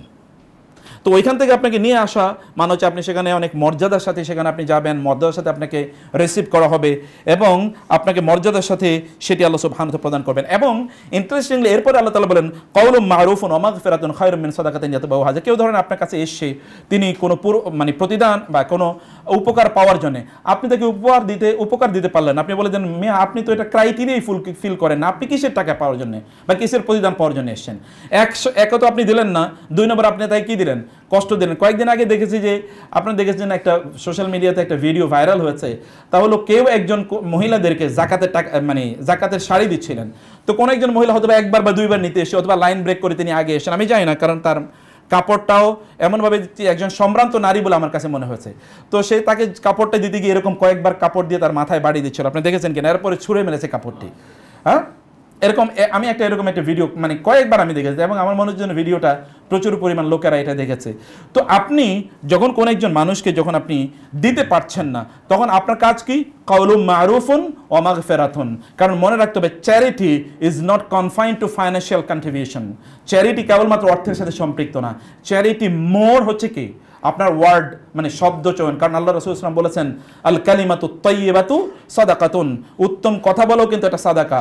শুধু তাই না, কোরআনের ওই বিখ্যাত আয়াতটি আপনাদের সবার মনে আছে, রাসূল আল্লাহ সুবহানাহু ওয়া তাআলা বলেছেন দরাবাল্লাহু মাসালান কালিমাতান তাইয়্যিবাতান কাশাজারাতিন তাইয়্যিবাতিন আসলুহা সাবিতুন ওয়া ফারউহা ফিস সামা তুতি উকুলাহা কুল্লা হিনিন বিইজনি রাব্বিহা। আল্লাহ তাআলা বলেন একটি উত্তম কথার দৃষ্টান্ত হচ্ছে একটি উত্তম গাছের মতো, কাশাজারাতিন তাইয়্যিবাতিন, একটা পবিত্র উত্তম কল্যাণকর একটা গাছের মতো, আসলুহা সাবিতুন, যেটার মূল এটা প্রচন্ড শক্তিশালী, এটা মানে মূলটা এত দৃঢ় যে এটা কোনো অবস্থায় উপড়ে ফেলা যাবে না, ওয়াফারউহা ফিস সামা, আর এটা ডালপালাগুলো এত বেশি যেগুলো গোটা আসমান জুড়ে যেন বিস্তৃত, তুতি উকুলাহা কুল্লা হিন বিইজনি রাব্বিহা, এবং এটা তার ফল প্রত্যেকটা মুহূর্তে, কোনো সিজনাল না যে এই সিজনে কেবল ফল পাওয়া যায় ওই সিজনে ফল পাওয়া যায় না, এটা পুরো সিজন পুরো বছর জুড়ে ফল দেয়, ব্যাপক পরিমাণ ফল দেয়। এইরকম একটা গাছের তুলনা হলো একটা মধ্যে কালিমাতিন তয়্যিবাতিন, কালিমা কিন্তু সিঙ্গুলার ওয়ার্ড মানে একটা, তয়্যিবা এখানে কালিমাতিন তয়্যিবাতিন না কালিমাতিন, এবং নাকেরা মানে any sort of good word, যে কোনো একটা ভালো কথা, এটা এত বিশাল একটা চ্যারিটির মতো। কাউকে আপনি বেনিফিট দিতে পারেন না, কিন্তু উত্তম কথা তো আপনার আছে। মানে রাসূল সাল্লাল্লাহু আলাইহি ওয়াসাল্লাম তো বলেছেন তাবাসসুমুকা ফি ওয়াজহি আখিকা সাদাকাতুন, এমনকি কাউকে দেখে উত্তম করে একটু হেসে দেয়া, এটাও তো কি, এটাও সাদাকা। এখন আপনি ওইখানকার অফিসার বস দেখে চেহারাটার মধ্যে মনে হচ্ছে যেন সব কালির মাইকার উপর আপনি বসে থাকেন, অথবা মনে হচ্ছে গোটা রাজ্যের যত ধরনের মানে যত অশান্তি আছে আপনার চেহারা দেখলে মনে হয় এই লোকটার মধ্যে মনে হয় গোটা রাজ্যের সব অশান্তি, আর আপনারা দেখলে এরপরে লোকের সারাটা দিন খারাপ যায়। কারণ এরে দেখলাম আজকে, কারণ গোমরা মুখী চেহারা এত।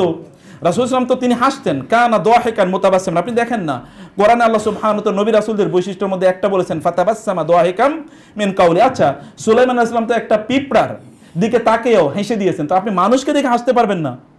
সুলাইমান আলাইহিস সালাম এত one of the mightiest prophet, এবং তিনি গোটা পৃথিবী যারা শাসন করেছেন তোমার মধ্যে he is one of them. তিনি একটা পিঁপড়া, তার কাছে পিঁপড়া কত টাইনি একটা সৃষ্টি, এই পিঁপড়ার কথা শুনে তিনি হেসে দিয়েছেন। ফাতাবাসসামা দাহিকান, শুধু তাবাসসুম বলে মুস্কি হেসে হাসা হতো, কিন্তু ফাতাবাসসামা দাহিকান তিনি অট্ট হাসিতে তিনি ফেটে পড়লেন, মানে বিশাল করে পুরো মুখ জুড়িয়ে তিনি হাসলেন সুলাইমান আলাইহিস সালাতু ওয়াস সালাম। সে কারণে আমাদের তো একটু হাসা দরকার, একটু হেসে দেন মানুষকে দেখে। রাসূলুল্লাহ সাল্লাল্লাহু আলাইহি ওয়াসাল্লাম বলেছেন কোন একজন মানুষকে দেখে হাসা এটাও কি উত্তম। এখন আমরা শুধু তাকে দেখে হাসি যার সাথে কোনো আদান প্রদানের সম্পর্ক আছে, মানে এর কাছে কিছু পাবো অতএব তার কাছে হাসবো। যার কাছে আমরা, যিনি আমাদের কাছে পাবেন তারে দেখলে তো জীবনে কোনোদিন হাসি না, মানে হাসি তখন আর আমাদের মুখ থেকে বের হয় না। আর একদল লোক আছে এখন, তার সেক্রেটারি, ফিমেল সেক্রেটারি দেখলে হাসে, বউরে দেখলে কোনোদিন হাসে না। বউরে দেখলে মনে হচ্ছে এই লোক তো মাত্র জাহান্নাম থেকে উঠে আসছে। পরিস্থিতি এরকম। লেডি ফেরাউন আছে একদল, লেড ফেরাউন, মানে আমাদের চরিত্র হচ্ছে এখন ফেরাউন টাইপের চরিত্র। আমরা কারো কাছে কোনো কিছু পাবো এইরকম আশা দেখলে মনে হয় সারাদিন রাত হেসে থাকবো, আর যখন কাউকে কোনো কিছু দেব তাইলে চেহারাতে আমরা রাজ্যের অশান্তি আমরা তৈরি করে দিই। আল্লাহ বলেছেন কাউলুম মা'রুফুন, এটা সুন্দর কথা, ওয়া মাগফিরাতুন, মানুষকে ক্ষমা করে দেয়া। মানুষই তো ভুল করবে, আপনি ক্ষমা করে দেবেন না, আপনি ক্ষমা চান কিভাবে আল্লাহর কাছে? আপনি ক্ষমা করতে পারবেন না, আপনি ক্ষমা চাইবেন কিভাবে? আপনি জানেন ওই বিখ্যাত হাদিসটি আব্দুল্লাহ ইবনে আমর ইবনে আল-আস রাদিয়াল্লাহু তাআলা আনহু, রাসূলুল্লাহ সাল্লাল্লাহু আলাইহি ওয়াসাল্লাম তিনি বললেন ইয়াদখুলু আলাইকুম রাজুলুম মিন আহলিল জান্নাহ, এখন তোমাদের কাছে একজন জান্নাতি লোক আসবে। আব্দুল্লাহ ইবনে, সকল সাহাবীর এখানে আছেন, আব্দুল্লাহ ইবনে আমর ইবনে আল-আস সেই ইয়াং সাহাবী, তিনি বলেন আমিও আছি। আমরা তাকালাম এখন কে ঢুকবে, দেখলাম এক লোক ঢুকতেছে কাঁধের মধ্যে জুতা নিয়ে। আচ্ছা, কাঁধের মধ্যে জুতা নিয়ে কারা ঢুকে? গ্রাম অঞ্চলে দেখতেন কোন এক, আমি দেখেছি এটা, যে লোকেরা তারা কুতির মধ্যে নিয়ে জুতা নিয়ে মানে চলতো, কারণ জুতা পড়বে শ্বশুর বাড়ির কাছে গিয়ে, এর আগে জুতা পড়বে না, এর আগে জুতা কুতির মধ্যে নিয়ে তারা ঘুরতো। তো এরকম এটা সাধারণ মানুষ, এরকম একজন সাধারণ মানুষ তিনি ঢুকলেন। রাসূল সাল্লাল্লাহু আলাইহি ওয়াসাল্লাম পরের দিন বলেন, পরের দিন ওই লোকটাই, এবং তৃতীয় দিনে একই লোক ঢুকলো। তিনি বলেন যে একই লোক রাসূল বলার পর ঢুকলো, তিনি কে আসলে, তার বৈশিষ্ট্য কি? তিনি বলেন আমি তার কাছে গেলাম, আমি তার সাথে বললাম আমি আজ 3 দিন আপনার সাথে থাকবো। 3 দিন থেকে দেখলাম তার মধ্যে কোনো এক্সট্রা আমল নাই। যেদিন চলে আসবে সেদিন বললাম আপনি, লম্বা আলোচনা, আমি মেকিং ইট শর্ট, তিনি বলেন যে আপনার মধ্যে এমন কি আমল আছে যে আপনি করেন? রাসূল এরকম কথা বললেন, বলে এমন তো কোনো আমল নাই, তুমি যা দেখছো আমি তাই করি। এমনকি তাহাজ্জুদের নামাজও তিনি আদায় করেন না, মানে সিম্পল, রাতে তিনি এশার নামাজ তিনি জামাতে পড়েন, ফজর নামাজ জামাতে পড়েন, মধ্যখানে ঘুমান। তিনি বললেন যে আব্দুল্লাহ ইবনে আমর যখন চলে আসছিলেন তিনি তখন তাকে ডেকে বলেন ভাই শুনো, আমি একটা কাম করি কি, আমি যখন ঘুমাতে যাই তখন আমি বলি আল্লাহ আমি সকল মুসলমানের ক্ষমা করে দিলাম, তুমিও আমারে ক্ষমা করে দাও। বলে দিস ইজ দ্য কোয়ালিটি, এইটা তো সবার, এটা তো you need broadness of mind. আলাম নাশরাহ লাকা সাদরাকা ওয়া দা'না আনকা উইজরাক, অন্তরটা প্রশস্ত হওয়া মানে হচ্ছে আপনি মানুষকে ক্ষমা করে দেয়া। আল্লাহর রাসূলকে মানুষ কি পরিমাণ কষ্ট দিয়েছে তারপরে তিনি ক্ষমা করে দিতে পেরেছেন। ক্ষমা করতে পারা এটা ইট ক্রিয়েটস আর ইট ব্রডেন্স ইউর মাইন্ড, এটা আপনার অন্তরটাকে প্রশস্ত করে দেয়। এটা প্রশস্ত অন্তরের এটা কি একটা সাইন, একটা সিমটম। তো সেই কারণে মানুষকে ক্ষমা করে যায়। তিনি অন্যায় করেছেন, ভুল করেছেন, নামটা ঠিক মতো লিখতে পারেন নাই, আপনি নামটাও ঠিক মতো লিখতে পারেন না, আপনি আবার টাকা চাইতে আসছেন, এটা তো আপনার কথা না। আপনার কাজ হচ্ছে সেখানে ফ্যাসিলিটেট করে, ইউ আর ফ্যাসিলিটেটর। এবং এই জন্য আপনি বা আমরা, তার জন্য আমরা আমাদের যে অনারেরিয়াম বা আমরা সম্মানে বা আমরা যাই সেখানে অর্জন করি না কেন, it is only because of this. Solo আমাদেরকে এটা করতে হবে যে কোনোভাবে মানুষের জন্য ফ্যাসিলিটি তৈরি করে দেওয়া। খায়রুম মিন সাদাকাতিন ইয়াতবাউহা আযা, কষ্ট দেয়া এটা খুবই ভয়াবহ আল্লাহ সুবহানাহু ওয়া তাআলা এর কাছে। এবং আপনি জানেন ওয়াল্লাযীনা ইউযুনাল মুমিনিন আল মুমিনাত আল গাফিলাত লুইনু ফিদ দুনিয়া ওয়াল আখিরা, আল্লাহ তাআলা বলেছেন যারা মুমিন পুরুষ নারীদেরকে যারা কষ্ট দেয় দুনিয়া এবং আখিরাতে আল্লাহর লানত তাদের উপর পড়বে। এটা ভয়াবহ জিনিস, এটা থেকে মাফ পাওয়ার কোনো উপায় নাই। সে কারণে মানে যদি তারা মাফ না করে, মাফ পাওয়ার কোনো উপায় নাই, এ কারণে এটা আপনি করতে পারবেন না। 2 নম্বর বিষয় হচ্ছে যে আমরা কিন্তু একটা জায়গায় দায়িত্বশীল। এমনি তো ধরেন ব্যক্তিরা তারা যদি নিজেরা দান সাদাকা করে এবং তারা যদি তারপরে মানুষকে কষ্ট দেয়, তুমি আমাকে একটু এক্সট্রা কাজ করে দাও, মিয়া তোমার এত উপকার করলাম তুমি আমার একটু এক্সট্রা কাজ করে দিলে না, আপনার কাজের লোকটা আপনার ড্রাইভারটা রাত্রে 12টায় কেন গেল না, এখন আপনার মন খুবই খারাপ, কারণ ওরে আমি এত ফ্যাসিলিটি দিলাম তারপরে ও রাত্রে 12টা পর্যন্ত আমার সাথে থাকলো না। এমন একটা ভাব। কাজের লোকটার একটু খাওয়ার কারণ কি?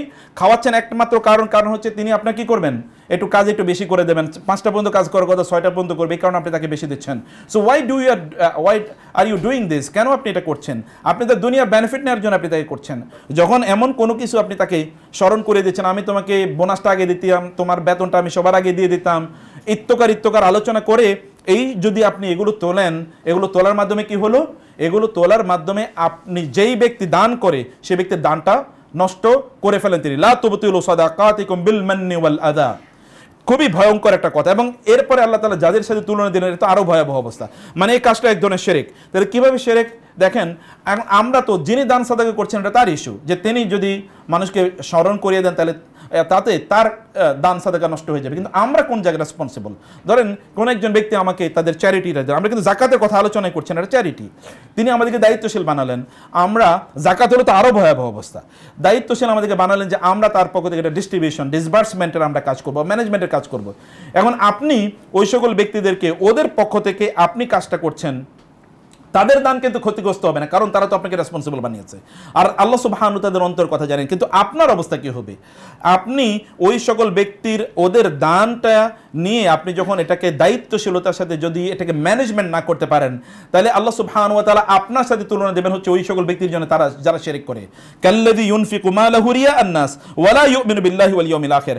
শিরক একদিকে রিয়াআন নাস, মানুষকে দেখানোর জন্য, আবার লা ইউমিনু বিল্লাহি ওয়াল ইয়াউমিল আখির, এবং সে আল্লাহর প্রতি ঈমান আনে না, আখিরাতের প্রতি ঈমান আনে, মানে কাফের এবং মুশরিকের মতো চরিত্র আমাদের তখন তৈরি হয়ে যাবে যদি আমরা এটাকে দান সাদাকা করার পর যদি মানুষের কাছে আমরা কোনো কিছু চাই, অথবা মানুষকে আমরা কষ্ট দেই, অথবা আমরা যদি ম্যানেজমেন্ট করতে গিয়ে আমরা যদি সত্যিকার অর্থে ওই ব্যক্তিদের স্পিরিটটাকে সামনে রেখে, কোরআনিক স্পিরিটটাকে সামনে রেখে যদি আমরা এটার ম্যানেজমেন্টটা না করতে পারি। এরপর আল্লাহ তাআলা বললেন, এর উদাহরণ হচ্ছে যারা দান করে তাদের কথা হচ্ছে, তারা যদি এই দুটো কাজ করে তাহলে কামাসালে সফওয়ানে, আমরা যে একটা পাথরের কথা বললাম, উদাহরণের কথা, লম্বা সময় থাকলে শুধু এই একটা আয়াত নিয়ে কমপক্ষে 2-3 ঘন্টা আলোচনা করা লাগে।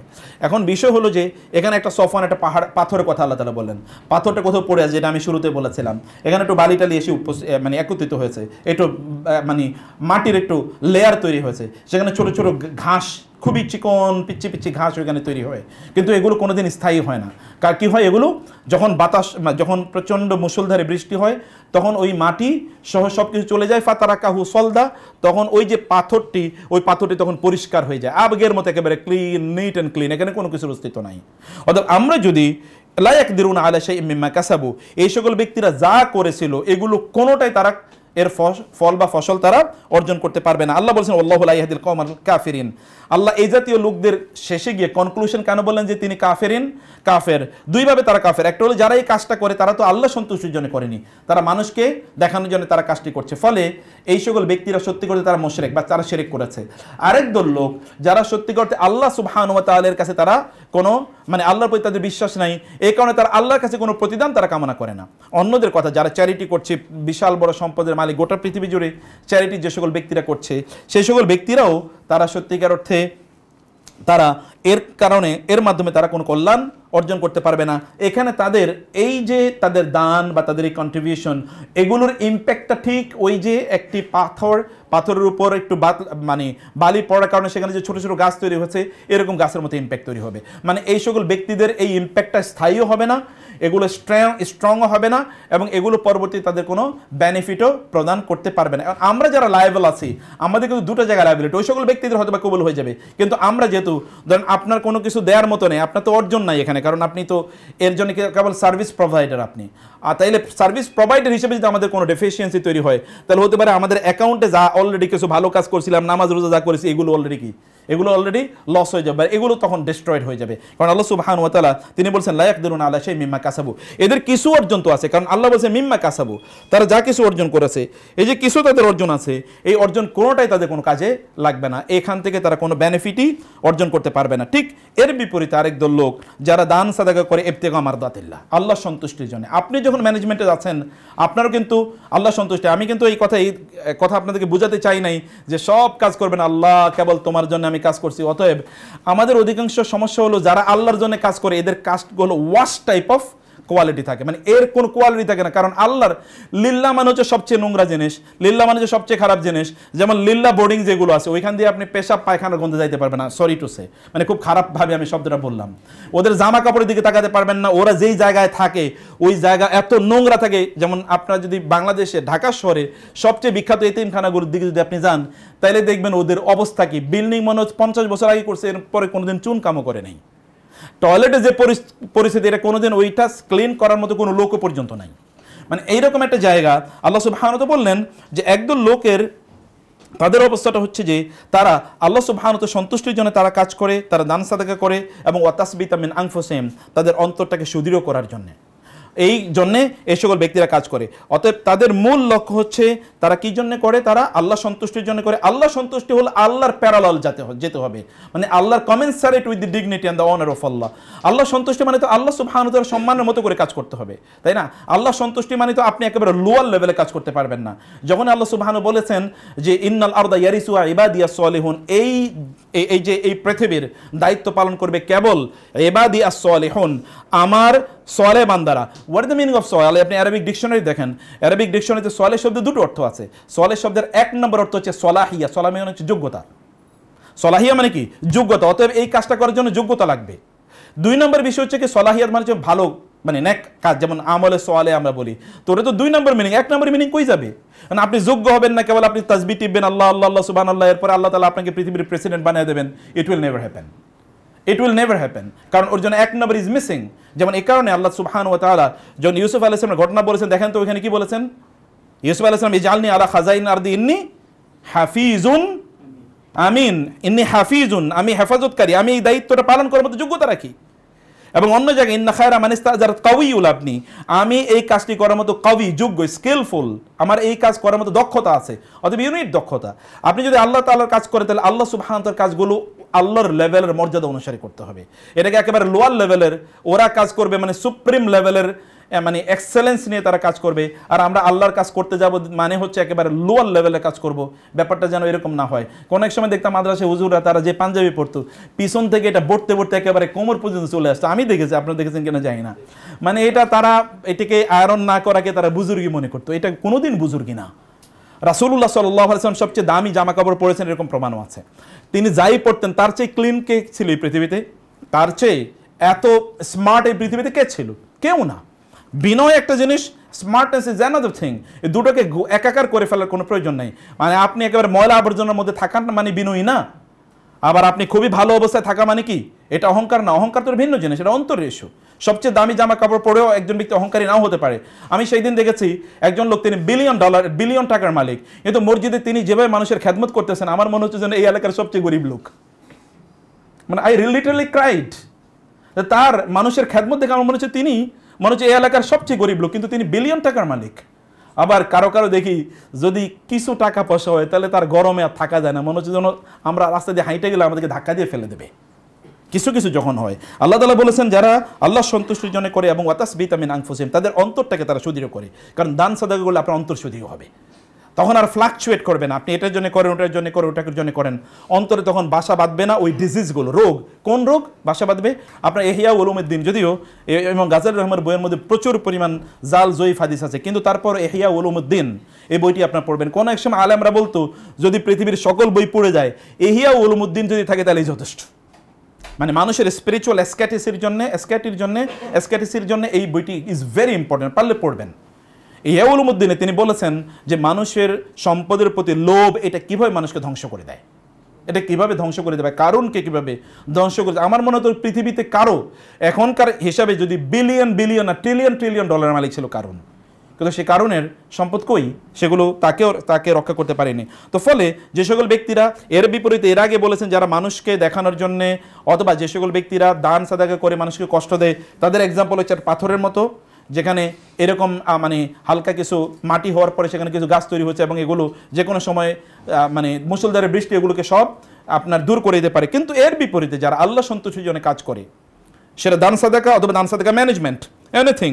কারণ ইউনফিকুনা এটা এনফাক মানে হচ্ছে আপনার নিজ থেকে আপনি দান করবেন এরকম না, আর অন্য কারোর টাকা আপনি যখন ম্যানেজ করবেন, that is also included under the broad মানে পারভিউ অফ দিস আয়া। সেখানে আল্লাহ তাআলা বলেছেন কামাসালি জান্নাতিন, এটা হচ্ছে একটা বিশাল বাগানের মতো, বেরোবতের একটু উঁচু জায়গায়, একটু টিলায় কিছু পাহাড় গাছের মতো, আসওয়াবাহা ওয়াবিলুন, সেখানে সবসময় মুষলধারে বৃষ্টি হয়। গাছের জন্য সবচেয়ে জরুরি হচ্ছে পানি, এবং এই কারণে মরুভূমিতে গাছ তৈরি হয় না। গাছের জন্য সবচেয়ে বেশি জরুরি কি? পানি। অথবা সেখানে পানি প্রচুর পরিমাণ হয়, কারণ টিলা এটার উপর কারণে মেঘের খুবই কাছাকাছি, ফলে ওখানে বৃষ্টিপাত খুব প্রচুর পরিমাণে হয়। যদি ফাআতাত উকুলহা দিআফাইন, ফলে এখানে বৃষ্টিপাত প্রচুর এবং ফলনও কি? ডাবল, ফলন অনেক বেশি হয়। আবার ফাইন লাম ইউসিবহা ওয়াবিলুন ফাতাল্লুন, যদি সেখানে বৃষ্টিপাত প্রচুর পরিমাণে না হয়, তাহলে কমপক্ষে তো কি হয়? শিশিরপাত তো হয়, মানে শিশির তো পড়ে। আপনার ছোটবেলায় যেরকম দেখেছি যে ঘাসের উপর শিশির, এরকম ছোট ছোট সেখানে শিশির বিন্দু সেখানে থাকে। শিশুর বিন্দু এই গাছগুলোকে রক্ষা করার জন্য, বাঁচিয়ে রাখার জন্য যথেষ্ট। ফলে আল্লাহ আপনি কতটুকু দান করছেন দ্যাট ইজ নট ইম্পর্টেন্ট। আপনি বিলিয়ন দান করতে পারেন, অথবা আপনি কি 1-2 এরকম আপনি দান সাদাকা করতে পারেন, বা আপনি বিলিয়ন ম্যানেজ করতে পারেন, আপনি তার চেয়ে কম ম্যানেজ করতে পারেন। কিন্তু উদ্দেশ্য যদি হয় মানে ইবতিগা মারদাতিল্লাহ, এবং উদ্দেশ্য যদি হয় আপনার ওয়াতাসবিত মিন আনফুসিহিম, এই দুটো যদি এখানে আপনার যদি মূল লক্ষ্য উদ্দেশ্য হয়, তাহলে কি হবে? তাহলে আপনি ওই যে মানে টিলার উপর অথবা উঁচু কোনো স্থানে আপনার একটা বাগান আছে, সেখানে প্রচুর বৃষ্টিপাত হয় এবং গাছগুলো ডাবল আপনাকে ফলন প্রদান করে, অথবা কমপক্ষে কিছু পানি সেখানে সবসময় থাকে, যেটা শুকিয়ে যায় না। এইভাবে আপনি আল্লাহ সুবহানাহু ওয়া তাআলা এর পক্ষ থেকে আপনি পাবেন, আপনি প্রতিদান পাবেন। এবং সর্বশেষ আয়াতটিতে আল্লাহ সুবহানাহু ওয়া তাআলা মানে লাস্ট এক্সাম্পল এখানে যেটা আল্লাহ সুবহানাহু ওয়া তাআলা দিয়েছেন, তো যে কোনো একজন ব্যক্তির তিনি যদি চান যে তার সবচেয়ে দামি গাছগাছালি সমৃদ্ধ তার একটা বাগান থাকুক। বাগান উদাহরণ কেন?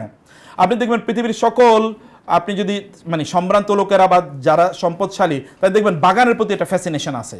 তার প্যালেস থাকবে, বাজার মানে প্রাসাদ থাকবে, প্রাসাদে বিভিন্ন ধরনের কি বাগান, এখানে ফলের বাগান, এখানে ফুলের বাগান, সকল ধরনের ফলের গাছ তার আছে, এগুলো আপনি দেখতে পাবেন। মানে বাগান একটা কি ইন্টেগ্রাল অনুষঙ্গ, মানে এটাকে ইনসেপারেবল অনুষঙ্গ, একটা বড় লোক মানে বড় লোকই দেখানোর জন্য বা সম্পদের একটা ইনসেপারেবল অনুষঙ্গ। এবং এই কারণে আল্লাহ তাআলা যখনই জান্নাতের কথা বলেছেন, জান্নাত মানি বাগান, এবং জান্নাতে প্রচুর গাছ আছে।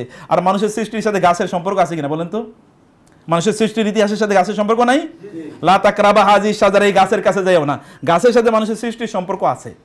গাছ এই কারণে আলোচনার মধ্যে গাছ আছেই। এখনও গাছের সাথে কি সম্পর্ক? এখন বলা হয় আমাদের কেন বৃষ্টিপাত বেশি, মানে বৃষ্টিপাত কেন কমে যাচ্ছে? কারণ আমাদের গাছগুলো আমরা কাইটা সব কি বাগান মানে বানিয়ে ফেলছি, ডেজার্টেশন, মানে ফরেস্ট সব আমরা কি মরুভূমি বানিয়ে ফেলছি, এরকম বলা হয়। মানে আমাদের অক্সিজেনের জন্য গাছ দরকার, আমাদের খাদ্যের জন্য গাছ দরকার, আমাদের অন্যান্য ইস্যুর জন্য পানির জন্য গাছ দরকার। গাছের এতটা প্রয়োজন আছে। ওই জান্নাত থেকে শুরু হয়েছে এই জান্নাত, আবার ওই জান্নাতে গিয়েও গাছের ব্যাপার কিন্তু আছে। আল্লাহ সুবহানাহু ওয়া তাআলা বললেন যে একটা গাছ, সবচেয়ে দামি গাছওয়ালা কোন একটা বাগান একজন ব্যক্তি থাকবে, ওইখানে আবার কি ফোয়ারা থাকবে, পানির ফোয়ারা, স্প্রিংস। এবং আপনারা জানেন এটাও কিন্তু একটা আপনার রিচনেস, অথবা ধরুন প্যালেস রাজপ্রাসাদের একটা অনুষঙ্গ, যেখানে কি স্প্রিং থাকবে, ঝর্ণা থাকবে। এই ঝর্ণা তার থাকবে এবং সব ধরনের মানে ফল তার সেখানে আছে। তিনি একটা বিশাল অ্যারিস্টোক্রেটিক জীবনযাপন করছেন। হঠাৎ করে কি হলো? একটা ঘূর্ণিঝড় আসলো, ঘূর্ণিঝড় এসে সব লন্ডভন্ড করে দিয়েছে। এবং সেখানে তিনি বৃদ্ধ, নতুন করে তিনি এন্টারপ্রাইজ গ্রহণ করতে পারবেন না, উদ্যোগ নিতে পারবেন না, অথবা তার সন্তানগুলো খুবই দুর্বল যে এরা আবার টেক ওভার করবে, তাও করতে পারবে না। আবার তিনি এমন একটা অবস্থায় গিয়েছেন যে এখন তিনি একেবারে মৃত্যুর দ্বার প্রান্তে। এই সকল ব্যক্তিদের অবস্থাটা হচ্ছে ফাহতারাকাত। অতঃপর এই ঘূর্ণিঝড়ের মধ্যে আগুন ছিল, আগুন থাকলে কিন্তু আর কিছুই থাকে না, একেবারে আগুন সব একেবারে মানে করে দেয়, ধ্বংস করে দেয়। এখানে আপনি কোনো কিছু উদ্ধার করতে পারবেন। বিভিন্ন জায়গায় আগুন লাগলে আমরা যা দেখতে পাই, এমন একটা অবস্থা আল্লাহ সুবহানাহু বললেন, কাযালিকা ইউবাইয়িনুল্লাহু লাকুমুল আয়াতি লাআল্লাকুম তাতাফাক্কারুন। আমি তোমাদের জন্য এটা বলছি যে তোমরা যেন উপলব্ধি করতে পারো।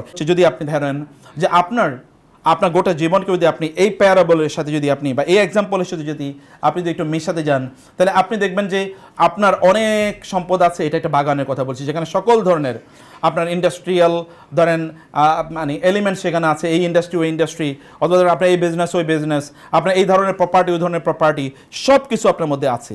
এর মধ্যে আপনি কি হয়েছেন, আপনি কাজ করতে করতে আপনি আপনার জীবনের শেষ প্রান্তে আপনি চলে এসেছেন। যারা সম্পদের মালিক হওয়ার জন্য তো একটু সময় লাগে, আপনি ইউনিট টাইম, যে সময়ের উপর ভিত্তি করে ইউ উইল অ্যামেস প্রপার্টি, আপনি সম্পদগুলো জমা করবেন, একত্রিত করবেন, এরকম অনেকটু সময় লাগে। এক সময় গিয়ে দেখবেন যে বাংলাদেশের প্রেক্ষাপটে এরকম অসংখ্য ঘটনা ঘটেছে, আমি নিজেও যার সাক্ষী, যে বহু এমন এমন পরিস্থিতি যে যারা ধরেন হাজার হাজার হাজার কোটি টাকার মালিক, এই সকল ব্যক্তিরা যখন তাদের মৃত্যুর আগে টয়লেটে যাওয়ার আগেও মানে টয়লেটও তারা ঠিকমতো যেতে পারতেন না, কারণ তাদের পরিবারের সদস্যরা বিশেষ করে তাদের ছেলের মেয়েরা টয়লেটে সিসি ক্যামেরা লাগিয়ে রাখতো। কারণ টয়লেটে গিয়ে আবার কাউকে চেক সাইন করে দেয় কিনা, ওইখানে মোবাইল নিয়ে যায় কিনা, কাউকে আবার বলে কিনা ওই জায়গায় টাকা আছে তুমি নিয়ে নাও। বিশ্বাস করুন, অন রেকর্ড বলছি, এরকম ঘটনা ঘটেছে। এবং পরবর্তীতে এই সকল লোকের আক্ষেপ করে আমাদের কাছে বলেছে যে কি জন্ম দিয়েছিলাম, এরকম উইদিন ব্র্যাকেট আরেকটা শব্দ আছে খারাপ, এটা আমি বললাম না, মানে কি জন্ম দিয়েছিলাম এবং কি আমি রেখে আছি, এই জাতীয় মানে তার বার্ধক্য তৈরি হয়ে গিয়েছে, তার এরকম বিশাল সাজানো বাগান, কিন্তু এগুলো এখন সব কি পুড়ে ছাই হয়ে যাচ্ছে। এবং এরপর আল্লাহ সুবহানাহু ওয়া তাআলা বললেন ওয়ালাহু যুররিয়াতুন দুআফা, তার সন্তানরা দুর্বল। দুর্বল কেবল ফিজিক্যালি না, মনে রাখবেন দুর্বল কিন্তু মানুষ অনেক অনেক বেশি হয় কি স্পিরিচুয়ালি বা মোরালি, নৈতিকতার দিক থেকে মানুষ অনেক বেশি দুর্বল হয়। নৈতিকতার দিক থেকে দুর্বলতা আরও বেশি দুর্বলতা। শারীরিক দুর্বলতা কখন ইউ ক্যান ওভারকাম, কিন্তু নৈতিক দুর্বলতা আপনি ওভারকাম করতে পারেন না। নৈতিক দুর্বলতা আপনাকে একেবারে শেষ করে দেয়, দুনিয়া তো শেষ করে দেয়, আখেরাত তো শেষ করে দেয়। বহু লোকেরই দেখেছি, বাংলাদেশেও আপনারা দেখেছেন যে এমন মানে স্বর্ণের যেমন একটা আপনার হয়তো ইঙ্গিত দিলে বুঝতে পারবেন, স্বর্ণের বাংলাদেশের 1 নম্বর ব্যবসায়ী ছিল, কিন্তু তার ছেলে একটা অপকর্ম করেছে, এরপর ওই ব্যবসা তার ধস, এরপর আর তারা দাঁড়াতে পারেন। এরকম বাংলাদেশে আমরা দেখেছি এবং আমরা জেনেছি আরও অনেক ঘটনা, গোটা পৃথিবী জুড়ে এরকম ঘটনা আছে। ফলে এই সকল ব্যক্তিরা তারা কী করছে, সম্পদকে তারা জমা করে রেখেছে, কিন্তু তারা এই সম্পদকে তারা দান সাদাকা করবে, মানুষের জন্য উপকারে আসবে, মানুষ তাদের জন্য একটু আপনার কি করবে, দোয়া করবে, অথবা মানুষ তাদের পাশে এসে দাঁড়াবে, এইরকম কোনো ঘটনা হয় নাই। কারণ তিনি কেবল ছিলেন তার সেলফ সেন্ট্রিক, তিনি কেবল আত্মকেন্দ্রিক ছিলেন, নিজকে নিয়ে তিনি কেবল কাজ করেছেন এবং তার সম্পদের প্রতি তিনি কনসেন্ট্রেটেড ছিলেন। ফলে তাকে সাপোর্ট বা সাহায্য করার জন্য, তার সন্তানরা দুর্বল, তাকে সাহায্য করার মতো কেউ নাই, এগুলো পড়ে যাচ্ছে, এগুলোকে উদ্ধার করার মতো কেউ নাই, বরং হয়তো বা দূর থেকে কেউ বলছে আলহামদুলিল্লাহ ভালো হয়েছে, এরকম হয়তো বা দূর থেকে কেউ বলছে। যেমনিভাবে কারুন যখন ধ্বংস হয়ে যাচ্ছিল তখন একদল লোক বলল, এর আগে বলছিল ইয়া লাইতানা মিসলামা উতিয়া কারুন, আহা কারুন যখন তার ঘর থেকে বের হয়েছে বিশাল দম্ভ, মানে ধরেন মার্সিডিজ বেঞ্জ BMW নিয়ে বের হয়েছে, আগে 10টা পিছনে 10টা গাড়ি, এরপরে ধরেন প্রচুর লোক তাকে বডিগার্ড কর্ডন অফ করতেছে, সিকিউরিটি গার্ড নিয়ে হাইফে অবস্থা, লোকের হা এইরকম একটা জীবন যদি আমার থাকতো। কয়েকদিন পরে যখন দেখা গেল কি ইয়ালাই তানা মিসলাম আউতিয়া কারুনকে যেমন দেওয়া হয়েছে আমাকে যদি এমন দেওয়া হতো, কিন্তু কারণ কিন্তু আপনারা জানেন কারণ কিন্তু কি মিন কওমি মুসা ফাবাগা আলাই, কারণ কিন্তু মুসা আলাইহিস সালামের বংশের লোক, মানে কি বনি ইসরাইল, তার মানে যাদেরকে কৃতদাস বানিয়ে রেখেছিল কে, ফেরাউন। তাহলে ফেরাউন যাদেরকে কৃতদাস বানিয়ে রেখেছে, দাস বানিয়ে রেখেছে, ওদের মধ্যকার একজন লোক এত টাকা পয়সার মালিক হলো কোত্থেকে, কিভাবে হয়েছে, কোনো ক্যালকুলেশন করে দেখেছেন? 21 পয়সার মালিক হওয়ার দুটো কারণ আছে, একটা হলো তার লোকের বিক্রি করে দিয়েছে, মানে কারণ তার লোকদেরকে ফেরাউনের কাছে বিক্রি করে দিয়েছে, 1 নম্বর কথা। 2 নম্বর হচ্ছে কারণ তার এই লোকদেরকে ব্যবহার করে তাদের ব্যাংকে ডিপোজিট নিয়েছে, অথবা ধরেন তাদের কি জমি টমা ইত্যাদি সব দখল করে নিয়েছে, আর ফেরাউন তো তাকে সাপোর্ট দিয়েছে।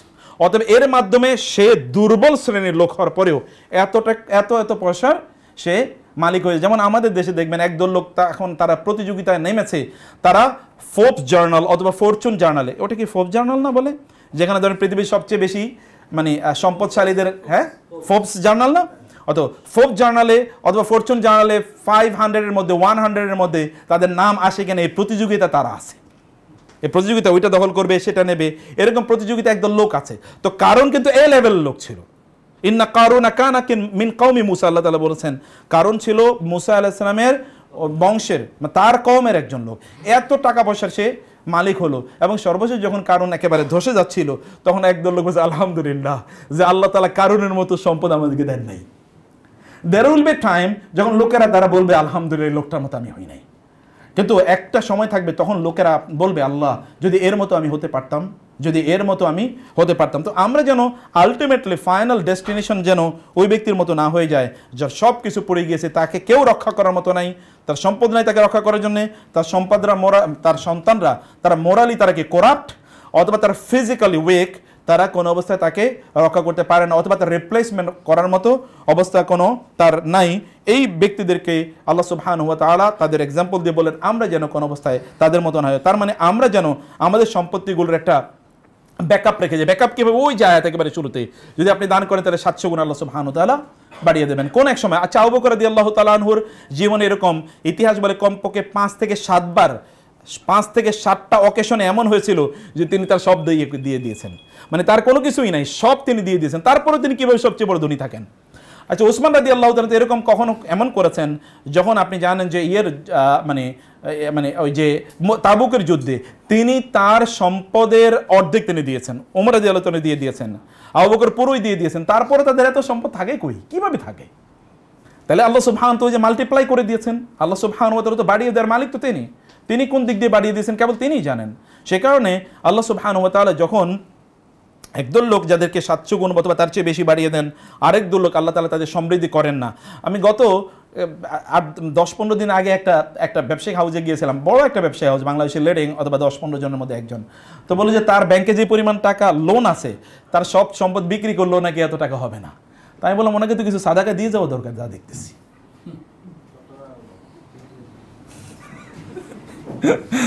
মানে যে পরিমাণ তার ব্যাংকের লোন আছে সব বিক্রি করলেও নাকি হবে না, তাহলে কি?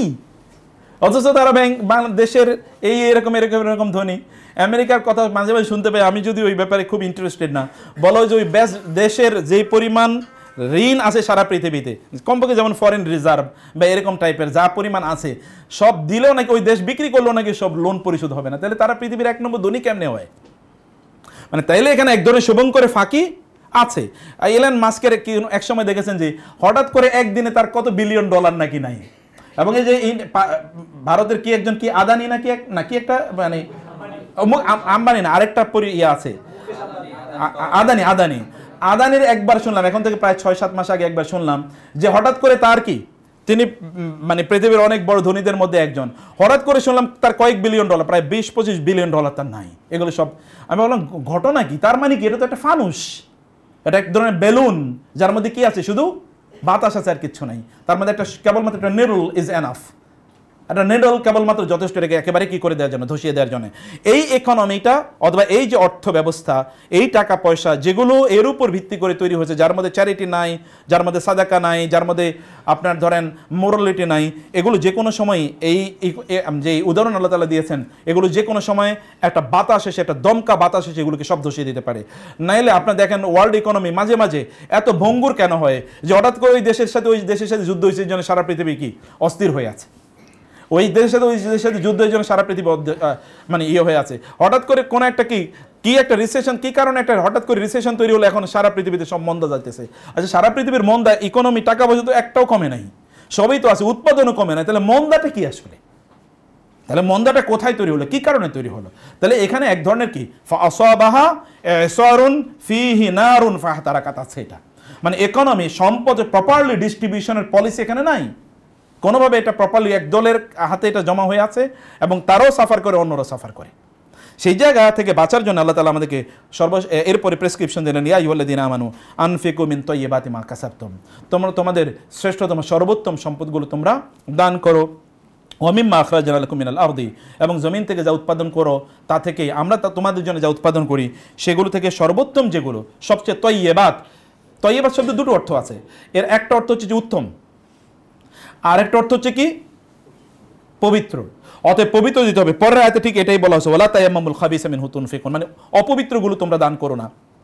আপনি দান সাদাকা করতে যাবেন, যেমন আমরাও যেটা করি, দান যখন করতে যাব তখন দেখি জামা কাপড়গুলো মানে যেগুলো পুরান হয়ে গেছে, আর আমি গত 10 বছর পড়ি না, এটা আমি দান করতে যাই। এরপর দান করতে গিয়ে বউরে বলি, তুমি এটা দান করো, এটা তো এখনো নতুন আছে, আরো কয়েকদিন পরে যাবে, আচ্ছা রাখো। এরপরে দেখা যায় একটাও দান করা হয় না। যেটা সবচেয়ে খারাপ, এগুলো দান করতে গিয়ে কয়েকবার চিন্তা করি ওই ব্যক্তির মতো যে এটা কি করবো, আচ্ছা রেখে দেবো, এটা ন্যাকড়া হিসেবে ব্যবহার করা যাবে। ন্যাকড়া হিসেবে ব্যবহার করার পর এরপর এটা কি আপনার যে পাতিল মাজার জন্য এটাকে কি পুড়িয়ে তারপরে ব্যবহার করা যায়। কোনো না কোনোভাবে এটা একটা ব্যবহারের পদ্ধতি আমরা বের করি। সাদাকা যখন করতে যাই, আপনি যখন রিক্সাওয়ালাকে টাকা দেন, আপনি কি সবচেয়ে ভালো টাকাটা দেন? মানে আমরা একেবারে সিম্পল, সবচেয়ে নিম্নমানের, মানে সবচেয়ে সাধারণ মানের যদি আমরা থেকে যাই, মানে উদাহরণ থেকে যাই, আপনি যখন রিক্সাওয়ালা, আপনি কি সবচেয়ে টাটকা নোটটা কি তাকে আপনি দেন? তা আপনি দিতে চান না, আপনি সবচেয়ে ছেঁড়াটা যেটা যেতে চান না। তারপর ঝগড়া করেন, মিয়া এটা কি এমনিই চলে, এটা কি চলবে না, তুমি বলো এটা চলবে না। মানে আপনি তার 4-5 মিনিট প্রয়োজনে তার সাথে ঝগড়া করেন, কেন এটা চলবে না, আমি কি তোমার মতোই তো আরেকজনের কাছ থেকে আমি নিছিলাম। মানে এভাবে আপনি তাকে আর্গুমেন্ট, কাউন্টার আর্গুমেন্ট আপনি তাকে দেওয়ার চেষ্টা করবেন, কিন্তু তাকে আপনার যতটুকু পজিশন আছে তার মানে ভ্যালু ইজ সেম, কিন্তু একটু চকচকে একটু টাটকা এটাও আমরা কোন অবস্থায় দিতে চাই না। তাহলে তৈয়বাত আসবে কোত্থেকে? উত্তমটা আমরা দেবো, উত্তমের তো কোনো ইস্যুই আমাদের কাছে নাই। অথচ সাহাবায়ে কেরাম রাদিয়াল্লাহু তাআলা আবু দাহদা রাদিয়াল্লাহু তাআলা যখন লান তানালুল বিররা হাত্তা তুনফিকু মিম্মা তুহিব্বুন, যখন ওই আয়াতটি নাযিল হলো, তিনি রাসূলুল্লাহ সাল্লাল্লাহু আলাইহি ওয়াসাল্লামের কাছে গেলেন, গিয়ে দেখলেন যে এক ব্যক্তি এসে বলেন, ইয়া রাসূলুল্লাহ, আমার একটা বাগান, আমার একটা দেয়াল আছে, এই দেয়ালটা নির্মাণ করার জন্য আমার একটা খেজুর গাছ লাগবে, আমার বাড়ির পাশে এই লোকটার খেজুর গাছ, আমি তাকে বলছিলাম তুমি খেজুর গাছটা আমার কাছে বিক্রি করে দাও, সে দিতে চাচ্ছে না। ইয়া রাসূলুল্লাহ, আপনি বলবেন। তিনি তাকে ডাকলেন, ভাই তুমি এর খেজুর গাছটা বিক্রি করে দাও, তো তোমাকে জান্নাতের এর বিনিময়ে একটা খেজুর গাছ দেওয়া হবে। তিনি বলেন, না, আমি বিক্রি করবো না। এরপরে আবু দাহদা রাদিয়াল্লাহু তাআলা এসে শুনলেন, এবং তিনি শোনার পরে তিনি দৌড়ে এসেন, ইয়া রাসূলুল্লাহ, আপনি কি জান্নাতে একটা খেজুর গাছের বিনিময়ে ওই খেজুর গাছটা দিয়ে দিতে চাইছিলেন, কিনতে চাইছিলেন? বলে হ্যাঁ। বলে ঠিক আছে ইয়া রাসূলুল্লাহ, আপনি আমার সাথে চুক্তি করেন, ওই খেজুর গাছটা আমি কিনবো এবং কিনে আমি তাকে দিয়ে দেবো, জান্নাতে এর বিনিময়ে আমাকে একটা খেজুর গাছ দেওয়া হবে। তিনি গেলেন, এবার জান্নাতের মূল্য যিনি বুঝতে পারেন তার কাছে এটা, তিনি এবার ওই ব্যক্তির কাছে গেলেন, বললেন তুমি আমার কাছে খেজুর গাছটা বেচো। বলে না, আমি বেচবো না। বলে কত হইলে বেচবা? বলে কত হইলেও বেচবো না। আচ্ছা, মদিনায় তো আমার সবচেয়ে দামি একটা খেজুর বাগান আছে, যেখানে প্রায় 600 মদিনার বিখ্যাত খেজুর গাছ আছে, তো আমি তোমাকে সেটা দিয়ে দেবো, তুমি আমাকে এই গাছটা দিয়ে দাও। বলে বলো কি, তুমি পাগল হয়ে গেছো? এটা সত্যি? ইউ মেন ইট? হ্যাঁ সত্যি, নাও। ওকে, তিনি নিয়ে গেলেন, দৌড়ে আসেন, ইয়া রাসূলুল্লাহ, আপনার হাতটা বাড়িয়ে দেন। কেন? ইয়া রাসূল, আপনি সে চুক্তি করতে চাই, একটা খেজুর গাছের কথা আপনি বলেছেন, জান্নাতে আমার জন্য একটা খেজুর গাছ থাকবে, আমার জন্য একটা খেজুর গাছ থাকবে। এবং রাসূল সাল্লাল্লাহু আলাইহি ওয়াসাল্লাম তার সাথে চুক্তি করলেন, জান্নাতে একটা খেজুর গাছের বিনিময়ে তিনি 600 খেজুর গাছ বিক্রি করে দিয়েছেন। এটা তার কাছে তার সর্বোত্তম। তিনি বলছেন আমার সর্বোত্তম এটাই আছে, এর চেয়ে আমার সর্বোত্তম না। সোহাইব আর রুমির সাহাবী জীবনে আপনি পড়বেন, তিনি সব বিক্রি করে দিয়ে রাসূলের সাথে মদিনায় জয়েন করলেন। রাসূল বললেন, রাবিহাল বায়ু, সে তো ব্যবসায় প্রচণ্ড লাভবান হয়েছে। ব্যবসা কি? ব্যবসা হচ্ছে মদিনায় যাওয়ার জন্য সব বেচে দিছে, কোনো কিছু রাখবে না, আমার কোনো কিছু রাখবে না। আপনি তো দক্ষিণা ফ্ল্যাটটাই বেচেন না, ওইখানে গান বাদ্য 24 ঘন্টা চলে, তারপরে দক্ষিণা ফ্ল্যাটটা আপনি বেচবেন না, কারণ এখানে বাতাস পান, এখানকার ভিউ ইজ ভেরি ফাইন, তাই না? যেখানে আপনি দিন প্র্যাকটিস করতে পারেন না, ওই জায়গায় আপনি থাকবেন। কারণ কি? কারণ এটা আপনার নিজের বাড়ি, বাপদাদার বাড়ি, কেমনে ছাড়িয়া যায়। তো আমরা দিনের জন্য সামান্য কিছু করতে পারি না, কিন্তু আল্লাহ তাআলা বললেন, তোমরা যদি লান তানালুল বিররা হাত্তা তুনফিকু মিম্মা তুহিব্বুন, অথবা আনফিকু মিন তাইয়্যিবাতি মা কাসাবতুম, তোমরা যা উপার্জন করেছো, নিজের হাতের উপার্জনের শ্রেষ্ঠতা তোমরা আল্লাহ সুবহানাহু ওয়া তাআলা এর কাছে তোমরা আল্লাহর তোমরা দান করো, সাদাকা করো, এবং যা তোমরা জমিন তোমাদের জন্য আমি যা উৎপাদন করেছি তা থেকে সর্বোত্তমটা, সবচেয়ে ভালোটা তোমরা দান সাদাকা করো। ভালোটা দান সাদাকা এর ক্ষেত্রে অসংখ্য এক্সাম্পল আপনারা যদি রাসূলুল্লাহ সাল্লাল্লাহু আলাইহি ওয়াসাল্লাম বা সাহাবায়ে কেরামের জীবনের দিকে যদি আপনারা তাকান, তাহলে আপনারা দেখবেন, যেমন আমি বলেছিলাম ওসমান রাদিয়াল্লাহু তাআলা আনহু, আপনারা যদি যুদ্ধের কথা, তাবুকের যুদ্ধে আবু বকর তো সব নিয়ে এসেছেন রাদিয়াল্লাহু তাআলা আনহু, ওমর তার অর্ধেক দিয়েছেন, আর ওসমান রাদিয়াল্লাহু তাআলা এত পরিমাণে দিয়েছেন, রাসূল সাল্লাল্লাহু আলাইহি ওয়াসাল্লাম বললেন, এরপর থেকে, আজকের পর থেকে ওসমান যাই করুক না কেন, কোনো কিছু লা ইয়াদুররুহু শাইউন, এরপরে কোনো কিছু তাকে কোনোদিন কোনো ক্ষতি করতে পারবে না। মানে সে যেই পথেই থাকুক না কেন, সেই পথটাই তার জন্য কল্যাণ করে। এত এত এত এত পরিমাণ দিয়েছেন, এবং তার সেরা জিনিসগুলো তারা দিয়ে দিয়েছেন। সাহাবায়ে কেরাম তারা বুঝেছেন জান্নাতের মূল্য। ইন্নাল্লাহু ইশতারা মিনাল মুমিনিনা আনফুসাহুম ওয়া আমওয়ালাহুম বিআন্না লাহুমুল জান্নাহ। আল্লাহ তাআলা তো আমাদের কাছ থেকে জান্নাত কিনে নিয়েছেন। তিনি হচ্ছেন ক্রেতা, আমরা হচ্ছে বিক্রেতা। তিনি হচ্ছেন ক্রেতা, আমরা হচ্ছে কি বিক্রেতা। অথবা ইন্নাল্লাহু ইশতারা, তিনি আমাদের কাছ থেকে কিনে নিয়েছেন, অতএব তিনি তো কিনছেন, আমরা তাকে কি পণ্য দিচ্ছি, যে পণ্যটা আমরা তাকে দিচ্ছি সেই পণ্যটাকে তিনি নেয়ার মতো ততটুকু মর্যাদার কিনা, আমরা তার মর্যাদার সাথে আমরা এটাকে করে দিচ্ছি কিনা, সেটাই হচ্ছে এখানকার দেখার বিষয়। সেই জন্যে আমরা বলছি, এখন আমরা যারা আছি, আমাদের সাথে আয়াতের রেলেভেন্সটা কোথায়? আমরা অথবা ধরেন যখন দান সাদাকা করছি সেটা আমরা তো এটা করব, কিন্তু যখন লোকেরা আমাদেরকে দায়িত্বশীল বানায় দান সাদাকা করার জন্য, তখন এখানে আমাদের অনেক স্টেক থাকে, আমাদের অনেক রেসপন্সিবিলিটি থাকে। যেমন সেখানে ধরেন আমি কোন পণ্যটা মানুষের কাছে প্রোভাইড করছি, আমি যা প্রোভাইড করছি এটা কি বাজারে সবচেয়ে ভালোটা আমি দিচ্ছি কিনা। এখানে আমাকে হয়তো এক্সট্রা মাইল আমাকে তো হতে পারে, একটু দৌড়াতে হতে পারে, আমাকে এক্সট্রা আওয়ার্স আমাকে হয়তো কাজ করতে হতে পারে, in order to provide the best service, অথবা প্রোভাইড দ্য বেস্ট প্রোডাক্ট, অথবা তাদের কাছে সবচেয়ে সর্বোত্তম জিনিসটা তাদের কাছে পৌঁছে দেওয়ার জন্য, সর্বোত্তম সার্ভিসটা তাকে দেওয়ার জন্য আমি এটা করছি কিনা। সার্ভিসও কিন্তু এক ধরনের কি চ্যারিটি, সার্ভিসও এক ধরনের চ্যারিটি, এটা আপনি জানেন। হাদিসে তো এরকম চ্যারিটির কথা আছে পর্যন্ত, এমাতাতুল আদা আনিত তরিক হাদিসে এসছে, রাস্তা থেকে কষ্টদায়ক জিনিসগুলো দূর করা একটা চ্যারিটি, হাদিসে এসছে, বিখ্যাত সেই হাদিসটি। রাসূলুল্লাহ সাল্লাল্লাহু আলাইহি ওয়াসাল্লাম বলেছেন, কোন একজন অন্ধ ব্যক্তিকে রাস্তা পার করিয়ে দেয়া, এটাও একটা চ্যারিটি। তাহলে আমরা যখন এই সার্ভিসটা যখন আমরা দিচ্ছি, এই সার্ভিসটাকে আমি বেস্ট সার্ভিস আমি প্রদান করছি কিনা। আর বেস্ট সার্ভিস প্রদান করার জন্য আমার এফর্টটা কি, মনে রাখতে হবে আমাদেরকে যে আমরা আমলের মাধ্যমে আল্লাহ সুবহানাহু ওয়া তাআলাকে সন্তুষ্ট করব এটা না, বরং আল্লাহ সুবহানাহু ওয়া তাআলা আমাদের আমলের দিকে তাকান না, তিনি তাকান কিসের দিকে? আমাদের চেষ্টার দিকে, আমাদের অন্তরের দিকে। চেষ্টা, লাইসা লিল ইনসানি ইল্লা মা সাআ, আল্লাহ কেবলমাত্র মানুষের চেষ্টার দিকে তাকান। আপনি কতটুকু চেষ্টা করছেন, হতে পারে অন্য কেউ কম চেষ্টা করে আপনার চেয়ে ভালো সার্ভিস দিচ্ছে, আর আপনি চেষ্টা করে তত ভালো সার্ভিস দিতে পারছেন না। আপনি 100-র মধ্যে 100 পেয়ে যেতে পারেন, আর যিনি চেষ্টা কম করেছেন কিন্তু বেস্ট সার্ভিসটা দিয়েছেন তিনি হতে পারে যে 100-র মধ্যে হয়তো 50 পেয়েছেন। কারণ আল্লাহ সুবহানাহু ওয়া তাআলা আপনার চেষ্টার দিকে থাকেন। তাহলে আপনি কতটুকু চেষ্টা করছেন? চেষ্টা করে যদি আপনি বেস্ট সার্ভিস দেন তাহলে আপনি ডাবল সওয়াব পাবেন, আর যদি আপনি চেষ্টা করে বেস্ট সার্ভিস না দিতে পারেন তাহলে আপনি 100-100 পাচ্ছেন, আপনি 100-তে 100 পাবেন। চেষ্টাটা আমাদের পক্ষ থেকে আল্লাহ সুবহানাহু ওয়া তাআলা দেখতে চান যে আমি অন্যের দায়িত্ব যখন পালন করছি তখন আমি বেস্টটা মানুষের কাছে আমি দিতে পারছি কিনা। হয় তারা বেস্টটা আমাদেরকে দেবেন, অথবা আমরা তাদের পক্ষ থেকে বেস্টটা সার্ভিস অথবা প্রোডাক্ট আকারে মানুষের কাছে আমরা পৌঁছে দিতে চাই। আমরা লাস্ট আয়াতটি যেটা আমি সামারি বলে শুধু শেষ করতে চাই তা হলো যে শয়তান আমাদেরকে দারিদ্র্যের ভয় দেখায় এবং অশ্লীলতার জন্য নির্দেশ প্রদান আমাদেরকে করে শয়তান। দারিদ্র্য এবং অশ্লীলতা এ দুটো পাশাপাশি চলে। দারিদ্র্য মনে রাখা দরকার, কেবল সম্পদের মাধ্যমে মানুষ দরিদ্র হয় না, সম্পদের অভাবে মানুষ দরিদ্র হয় না। মানুষ দরিদ্র হয় কিসের অভাবে? সম্পদ ব্যয়ের, সম্পদ দানের সিদ্ধান্তের অভাবে মানুষ দরিদ্র হয়। যেই লোকটা ব্যাংক থেকে 1000 কোটি টাকা ডাকাতি করেছে ও বড় মানে গরিব ফকির, নাকি আপনি বড় ফকির যারা হয়তো বা ধরেন সব মিলে হয়তো 1 লাখ টাকাও নাই? কে বড় ফকির? ও তো আরও বড় ফকির, ও তো আরও কিছু চ্যারিটি দেওয়া দরকার। আমাদের সাথে একবার এমন হয়েছে যে আমি করোনার সময় বড় বড় অনেক কোম্পানির সাথে মানে করছিলাম, কাউন্সেলিং করছিলাম অনলাইনে তাদের জাকাত দেওয়ার ব্যাপারে। তো কেউ কেউ বলতেছিল তার 1000 বা 1500 বা 2000 কোটি টাকার মালিক, কিন্তু তিনি বলেন আমার তো ব্যাংকেও দেনা আছে প্রায় অনেক বেশি, প্রায় 1500-2000 কোটি টাকা তো ব্যাংকেও দেনা আছে। তো আমি তো হিসাব করে দেখি আমার কোনো টাকাই নাই, সবই ব্যাংকে আমি দেনা। তখন আমি শুধু বললাম তাহলে আপনারা বলেন, ডিক্লেয়ার দেন যে আপনাদের টাকা পয়সা লাগবে, তাহলে আমরা জাকাত তুলি আপনাদের জন্য, দেই, যে আপনাদেরই কিছু জাকাত টাকা দেই। বলে না কেন? তো আপনার সম্পদও আছে, আবার ব্যাংকেও টাকা আছে, আপনার ব্যবসা করবেন, কারণ আধুনিক ব্যবসায় আপনাকে ব্যাংক থেকে টাকা নেওয়াই লাগে, সেটাও দেখাবেন, আবার জাকাতও দেবেন না।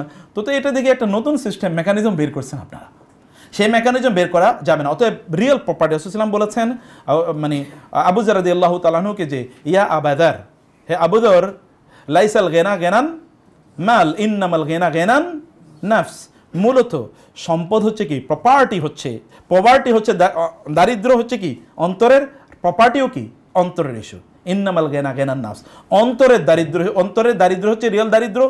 অন্তরের সম্পদ হচ্ছে কি রিয়েল সম্পদ, মানে সম্পদশালিতা যদি আপনি বলেন বা প্রাচুর্য, অন্তরের প্রাচুর্য হচ্ছে রিয়েল প্রাচুর্য। একদল লোক আছে তারা এত গরিব যে তাদের কিছু টাকা আছে আর কিচ্ছু নাই, আরেক দল লোক তারা এত ধনী যে তাদের যা নাই সেটা হলো টাকার সবাস। They have everything except money, and there are some people who are so poor that the only thing they have is money. কিছু লোকের শুধু টাকা আছে আর কিচ্ছু নাই, কিছু লোকের সব আছে শুধু টাকা নেই। মানে আপনি কোনটা নেবেন? আমরা মনে করি আমরা মুমিনরা আমাদের সব কিছু থাকা দরকার, ইনক্লুডিং মানি। কারণ রাসূলুল্লাহ সাল্লাল্লাহু আলাইহি ওয়াসাল্লাম বলেছেন নি'মাল মালুস সালেহ লিল আবদিস সালেহ, ভালো মানুষের কাছে যদি টাকা থাকে তাহলে এটা সবচেয়ে ভালো। ভালো মানুষের কাছে টাকা থাকলে কি সবচেয়ে ভালো। দিনদার মানুষের কাছে টাকা থাকলে এটা দুনিয়ার কাজে মানে দিনের কাজে লাগবে, ভালো কাজে লাগবে। আর খারাপ মানুষের কাছে টাকা থাকলে কি কাজে লাগবে? বার হাউস তৈরি করবে, মদের দোকান তৈরি করবে, সিনেমা বানাবে, মানুষকে কিভাবে খারাপ পথে নেওয়া যায় এগুলো বানাবে। পৃথিবীর সকল খারাপ কাজ হচ্ছে ধনী মানুষের মাধ্যমে, সকল খারাপ কাজ। আবার ভালো কাজও তাদের মাধ্যমে আছে। সকল খারাপ কাজ যত খারাপ আছে, যেমন LGBTQI, এটা জানেন এটার ডোনার হচ্ছে পৃথিবীর সবচেয়ে, আপনি তো ডোনার করতে গেলেন আপনি তো নিজে সার্ভাইভ করে মুশকিল, এটা ডোনেশন দিচ্ছে পৃথিবীর ধনী লোকেরা এবং ধনী দেশগুলো। যেমন বাইডেন অ্যাডমিনিস্ট্রেশন থেকে $4 বিলিয়ন হচ্ছে বাজেট LGBTQ এটাকে গোটা পৃথিবীতে প্রতিষ্ঠা করার জন্য। এবং বিভিন্ন দেশে তারা তাদের এম্বার্গো অর্থাৎ ইকোনমিক এম্বার্গো তারা আরোপ করেছে যদি ওই রাষ্ট্র যদি ওটাকে কী করে নিশ্চিত করে যে না এখানে LGBTQ অধিকারকে আমরা ডিনাই করে আমরা এটাকে করতে পারবো না, তাহলে রাষ্ট্র সেটা নিষিদ্ধ করে। আমাদের দেশেও দেখেন না কোথায় গিয়ে পৌঁছতেছে যে ট্রান্স অথবা LGBT অথবা ধরেন যে হোমো লেসবিয়ানিজম, এটা কোথায় গিয়ে পৌঁছেছে এগুলো। এটা এই সম্পদগুলো কোত্থেকে আসতেছে? এগুলো আসতেছে ওই সকল ব্যক্তিদের জন্য যাদের কাছে সম্পদ আছে। আল্লাহ তাআলা বলছেন দারিদ্র এবং অশ্লীলতা এ দুটো একসাথেই চলে। অতএব আমরা যা কিছুই করি না এখন, আমরা যদি দান সাদাকা যদি আমরা গোপনে করি বা প্রকাশ্যে করি, তাইলে সব কিছুই উত্তম, কিন্তু আল্লাহ সুবহানাহু ওয়া তাআলা চান কি আমাদের অন্তরের দিকে তিনি তাকান। দেখেন ইন তুবদু সাদাকাতি ফানি'ম্মা হিয়া, তোমরা যদি প্রকাশ্যে দান করো তাহলে কতই না উত্তম। আল্লাহ বলছেন ওয়া ইন তুবদুহা ওয়া ইন তুখফুহা তু'তুল ফুকারা ফাহুয়া খায়রুল লাকুম ওয়া ইউকাফিরু আনকুম সাইয়্যাতিকুম, কিন্তু যদি তোমরা গোপনে করো তাহলে এটা তোমাদের জন্য উত্তম এবং আল্লাহ তাআলা এর কারণে তোমাদের গুনাহগুলো মাফ করে দেবেন। আগে কিন্তু বলেন গুনাহ মাফ করবেন, দ্বিতীয় আয়াতে এসে বলেছেন কি যদি অপ্রকাশ্যে গোপনে করি তাহলে গুনাহ মাফ করে দেবো। আগের আয়াতগুলোর সাথে কনক্লুশনে মিল আছে, একেবারে শেষের কথাগুলোতে মিল আছে। কারণ আমরা যখন দান সাদাকা করব কাউকে কোনো অবস্থায় খোঁটা দেব না, কাউকে কষ্ট দেব না, এগুলো পাবলিসিটি করে বেড়াবো না।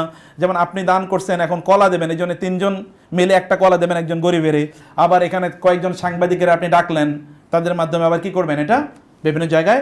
কারণ এখন এই যেমন এই কারণে দেখবেন সিএসআর যেটাকে বলা হয়, সিএসআর গোটা পৃথিবীতে একটা ডিবেটেড একটা ইস্যু, যে সিএসআর আসলে এটা অ্যাডভার্টাইজিং একটা টুল। সিএসআর কি একটা অ্যাডভার্টাইজিং টুল। আমাদের বাংলাদেশে দেখবেন অনেক প্রতিষ্ঠান তারা সিএসআর করে, তারা বিভিন্ন ব্যক্তিদেরকে তারা কি করে, স্টুডেন্টদেরকে তারা ওই যে স্কলারশিপ দেয়, স্কলারশিপ দেয় হয়তো ধরেন 1 কোটি টাকা, কিন্তু বিজ্ঞাপন লাগায় হলো 5 কোটি টাকার, বিলবোর্ড, হাবি জাবি, টেলিভিশন ইত্যাদি মিলিয়ে। তো তাইলে মূলত এটা তাদের আরেকটা অ্যাডভার্টাইজিং, এটা তার মূলত। এবং বিভিন্ন জায়গায় আপনি গাছ রোপণ করেছে স্পন্সর্ড বাই ওই প্রতিষ্ঠান। তো তারা মানে তিনি আসলে কি করতে চান, in order catch the attention of the people, অথবা তাদেরকে যেন লোকেরা ট্রাস্ট করে, বিশ্বাস করে, সেই জন্য করছে। কিন্তু আমরা যখন ম্যানেজমেন্টে যাই, ম্যানেজমেন্টে গেলে এটা কন্ট্রাডিকশন একটা ইস্যু। যখন আমরা ম্যানেজমেন্টে গেলাম, আমরা অন্যের টাকায় করছি, এখানে আমরা যখন ম্যানেজমেন্ট করছি সেই জায়গায় আমাদের এই বিজ্ঞাপন বা এই প্রচারণা জায়েজ আছে কিনা, প্রথম আয়াতের মধ্যে আমরা পড়ে যাবো। ফানি'ম্মা হিয়া ভালো, বাট আল্লাহ সুবহানাহু লুক অ্যাট আওয়ার ইন্টেনশনস, কেন আমরা এটা করছি। এটাকে আমরা এই জন্য করছি যে আমরা ভালো কাজ করছি, আপনারা শুনুন এবং আপনারা উদ্বুদ্ধ হন, আপনারা এইভাবে কাজ করেন, সেই জন্য করছি, নাকি এতে আমাদের একটু নিজেদের সুবিধা বাড়বে, এতে আমরা একটু বেশি ফ্যাসিলিটি পাবো, আমাদের যত বেশি মানে এখানে ইনফ্লো তত বেশি আমাদের বিভিন্ন ধরনের পার্কস অ্যান্ড প্রিভিলেজেস আমাদের বাড়বে, সেটা আমাদের ইন্টেনশন। আলটিমেটলি আল্লাহ সুবহানাহু ওয়া তাআলা looks at the intentions of the people. আল্লাহ সুবহানাহু ওয়া তাআলা যেন আমাদেরকে অন্তরের দিক থেকে পবিত্র হতে পারে সেই তৌফিক দান করুন। আল্লাহুম্মা আমিন, জাযাকুমুল্লাহ খায়র। ইট ওয়াজ এ বিগ, এত বড় চ্যাপ্টার কোরআনের, একটা আয়াত নিয়ে আলোচনা করা লাগে সাধারণত, কিন্তু আমাদের শওকত ভাই যে বিশাল চ্যাপ্টার ধরে, I couldn't do justice to this আয়াত অফ আল্লাহ সুবহানাহু ওয়া তাআলা। কোরআনে এতগুলো আয়াতের সাথে একসাথে কথা বলা, এটা আমার মতো ক্ষুদ্র প্রাণীর ক্ষেত্রে এটা অ্যাবসলিউটলি ইম্পসিবল। তো তারপরেও আমি বলার চেষ্টা করেছি, মানে আমার একেবারে গভীর উপলব্ধি থেকে আমি বলার চেষ্টা করেছি। এখানে অনেক এক্সাম্পল দেওয়ার অনেক জায়গা ছিল, but the time is already up.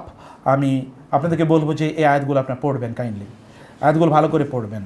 এবং সূরা বাকারা তো কোরআনের সবচেয়ে বিখ্যাত সূরা, সূরাটা একটু পড়েন, কোরআন পড়েন। কোরআন সত্যিকার অর্থে মানুষকে উইজডম প্রদান করে, সত্যিকার অর্থে কোরআন মানুষকে প্রজ্ঞা প্রদান করে। কোরআন কাছে এসে কোনো মানুষ কোনোদিন জ্ঞানহীন হয় না। কোরআন এসছে মানুষকে জ্ঞান প্রদান করার জন্য, দৃষ্টি প্রসারিত করবে, মানুষের শার্প করবে, শানিত করবে এবং তাকে প্রজ্ঞাবান বানাবে, এই জন্য কোরআন এসছে। Come to the Quran, get enlightened ইনশাআল্লাহ, অ্যান্ড দেন উইল বি ইনশাআল্লাহ আউট অফ দি, মানে যদি আমরা বলি পভার্টি অফ নলেজ, তা থেকে আমরা বের হতে পারবো ইনশাআল্লাহ। আল্লাহ তাআলা তৌফিক দান করুন, জাযাকুমুল্লাহ খায়র। এবং আমি সবাইকে কৃতজ্ঞতা জানাচ্ছি for giving me a chance to speak in front of this August audience. এবং সবাইকে আল্লাহ তাআলা সম্মান এবং মর্যাদা অনেক বাড়িয়ে দেন। হাযা ওয়াসাল্লাল্লাহু সুবহানাহু ওয়া তাআলা নবিয়ানা মুহাম্মদ ওয়া আলিহি ওয়া সাহবিহি আজমাইন। সুবহানাকাল্লাহুম্মা ওয়া বিহামদিকা আশহাদু আল্লা ইলাহা ইল্লা আনতা আস্তাগফিরুকা ওয়া আতুবু ইলাইক।